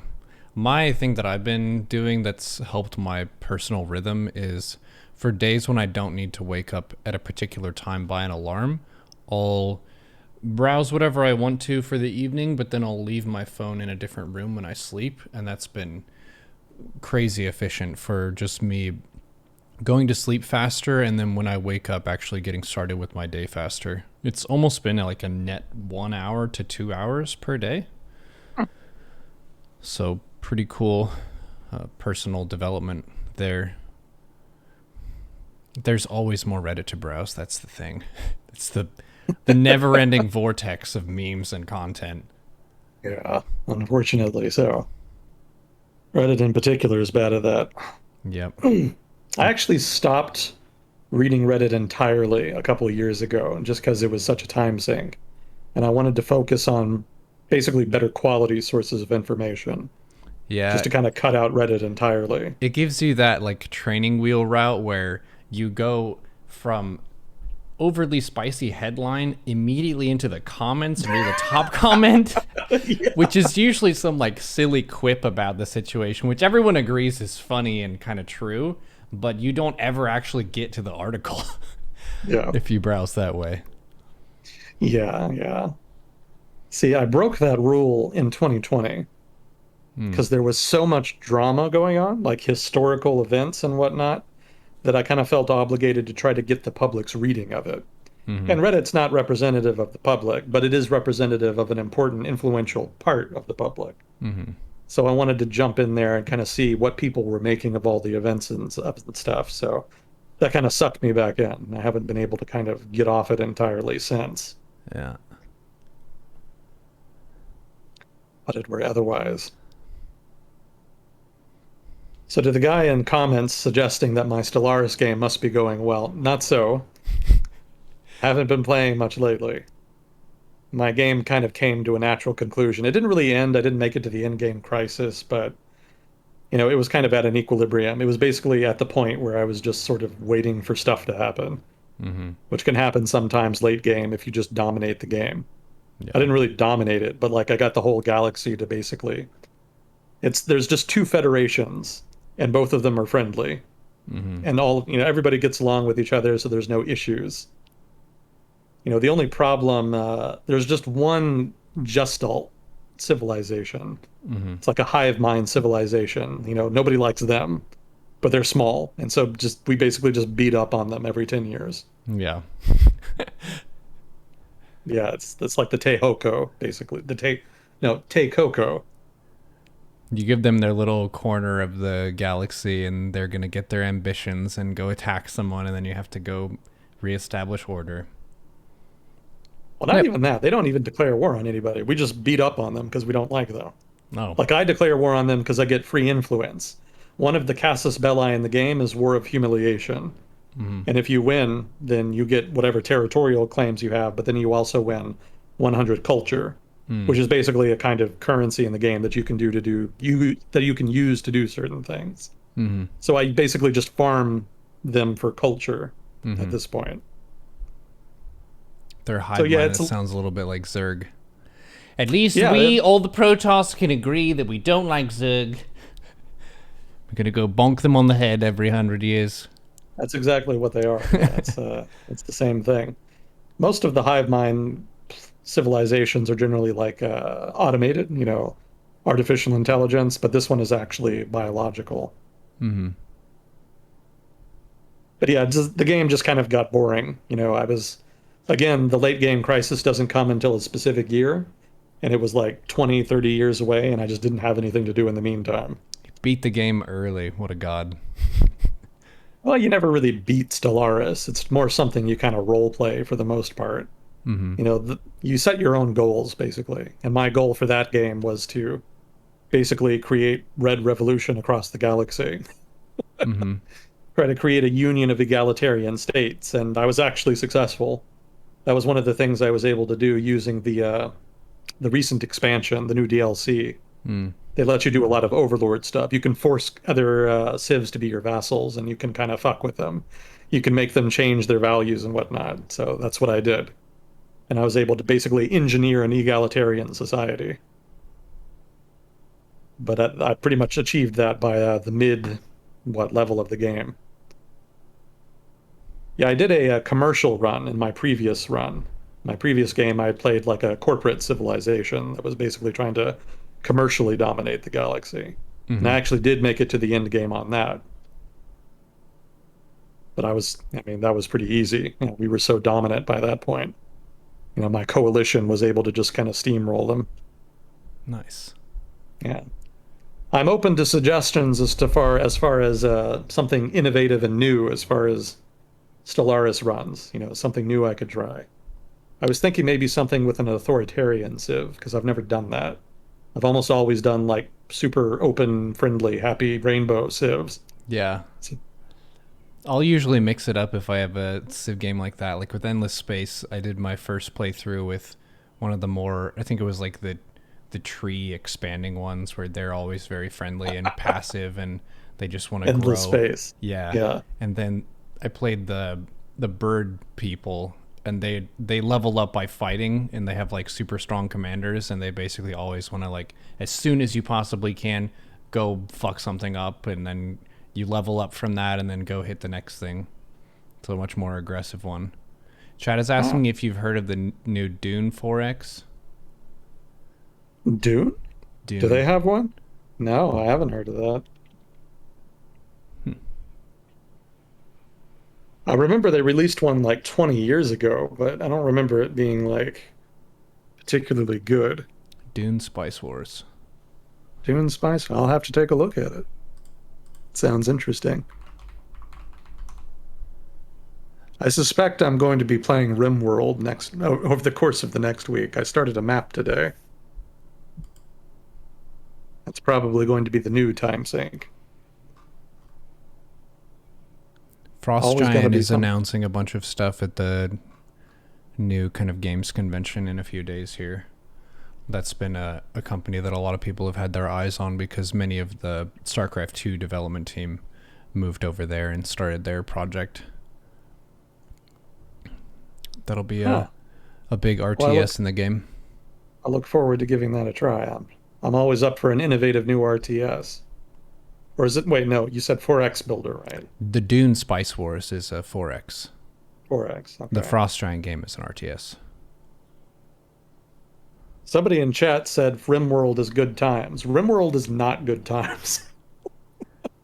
RimWorld is stressful times. Every playthrough is stressful, unless you have one of the easier modes that are designed to be more friendly. I always get anxiety playing because I know somebody I like is going to end up dying at some point. Mm-hmm. That's definitely a role-playing game. It's supposed to be a base builder game, but it's definitely more of a role player game. But it's not the kind of role player game where you can ensure that the people you want to survive will definitely survive. Lots Yeah. of people die in that game. Yeah, that's the thing with like I've seen streamers name their viewers and stuff after characters and they end up dying and it's an ordeal. Oh man. And they die in dramatic ways too. Mm-hmm. Like there's like these metallic robot bug things, right, that come at you. And they've got like the most powerful weapons in the game. Mm-hmm. And I had a guy who was one of my main dudes. His name was Lucky. I remember his name even. That was his nickname. His name was Lucky. He was a former sheriff, and he was like my lead combat guy. And I had him fully tricked out with all of the armor you can get in the game. And he took a blast from one of these things right in the chest that just blew him open, just died on the spot. Oh man. Like, there's never any certainty in that game. That's one of the things that makes it stressful. Like, even if you're well prepared, there's always a chance that everything just goes wrong anyway. Mm-hmm. But that's also what makes it interesting. That's kind of what makes it spicy. Don't get too attached to your characters in RimWorld. Advice from Agent Smith. Looks like he's not so lucky anymore. Yep. Damn. Well, his wife certainly thought so. Although, to be fair, that was her third husband that game. She's probably used to it by that point. She ended up having to settle for the ugly researcher guy. That was literally one of his character traits, extremely ugly. But that was the only guy left, and she ended up shacking up with him. Hmm. Beggars can't be choosers, I guess. Yeah. Well, Yeah, cool. the stories in the game are fun. That's one of the reasons you play, just for stories like that. Sorry, you want to go to sleep. I'll let you go. No, today's been fun.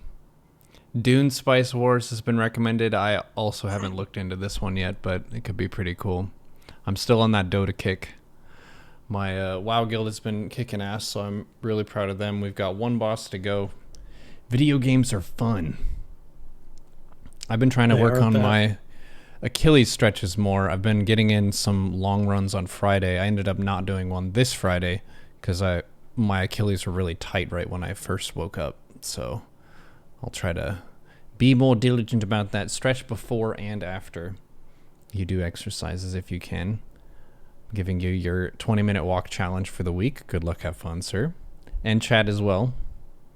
I challenge you too. Thank you Will for do. tuning into this special Pirates in the Caribbean episode of World Discussion with Agent Smith. And we will see you all on the next one. If you have any questions or comments or corrections, please do share in the YouTube comments. And we'll see you on the next. Yep, thanks for having me. Much appreciated. Privilege as always. See you next time. GG.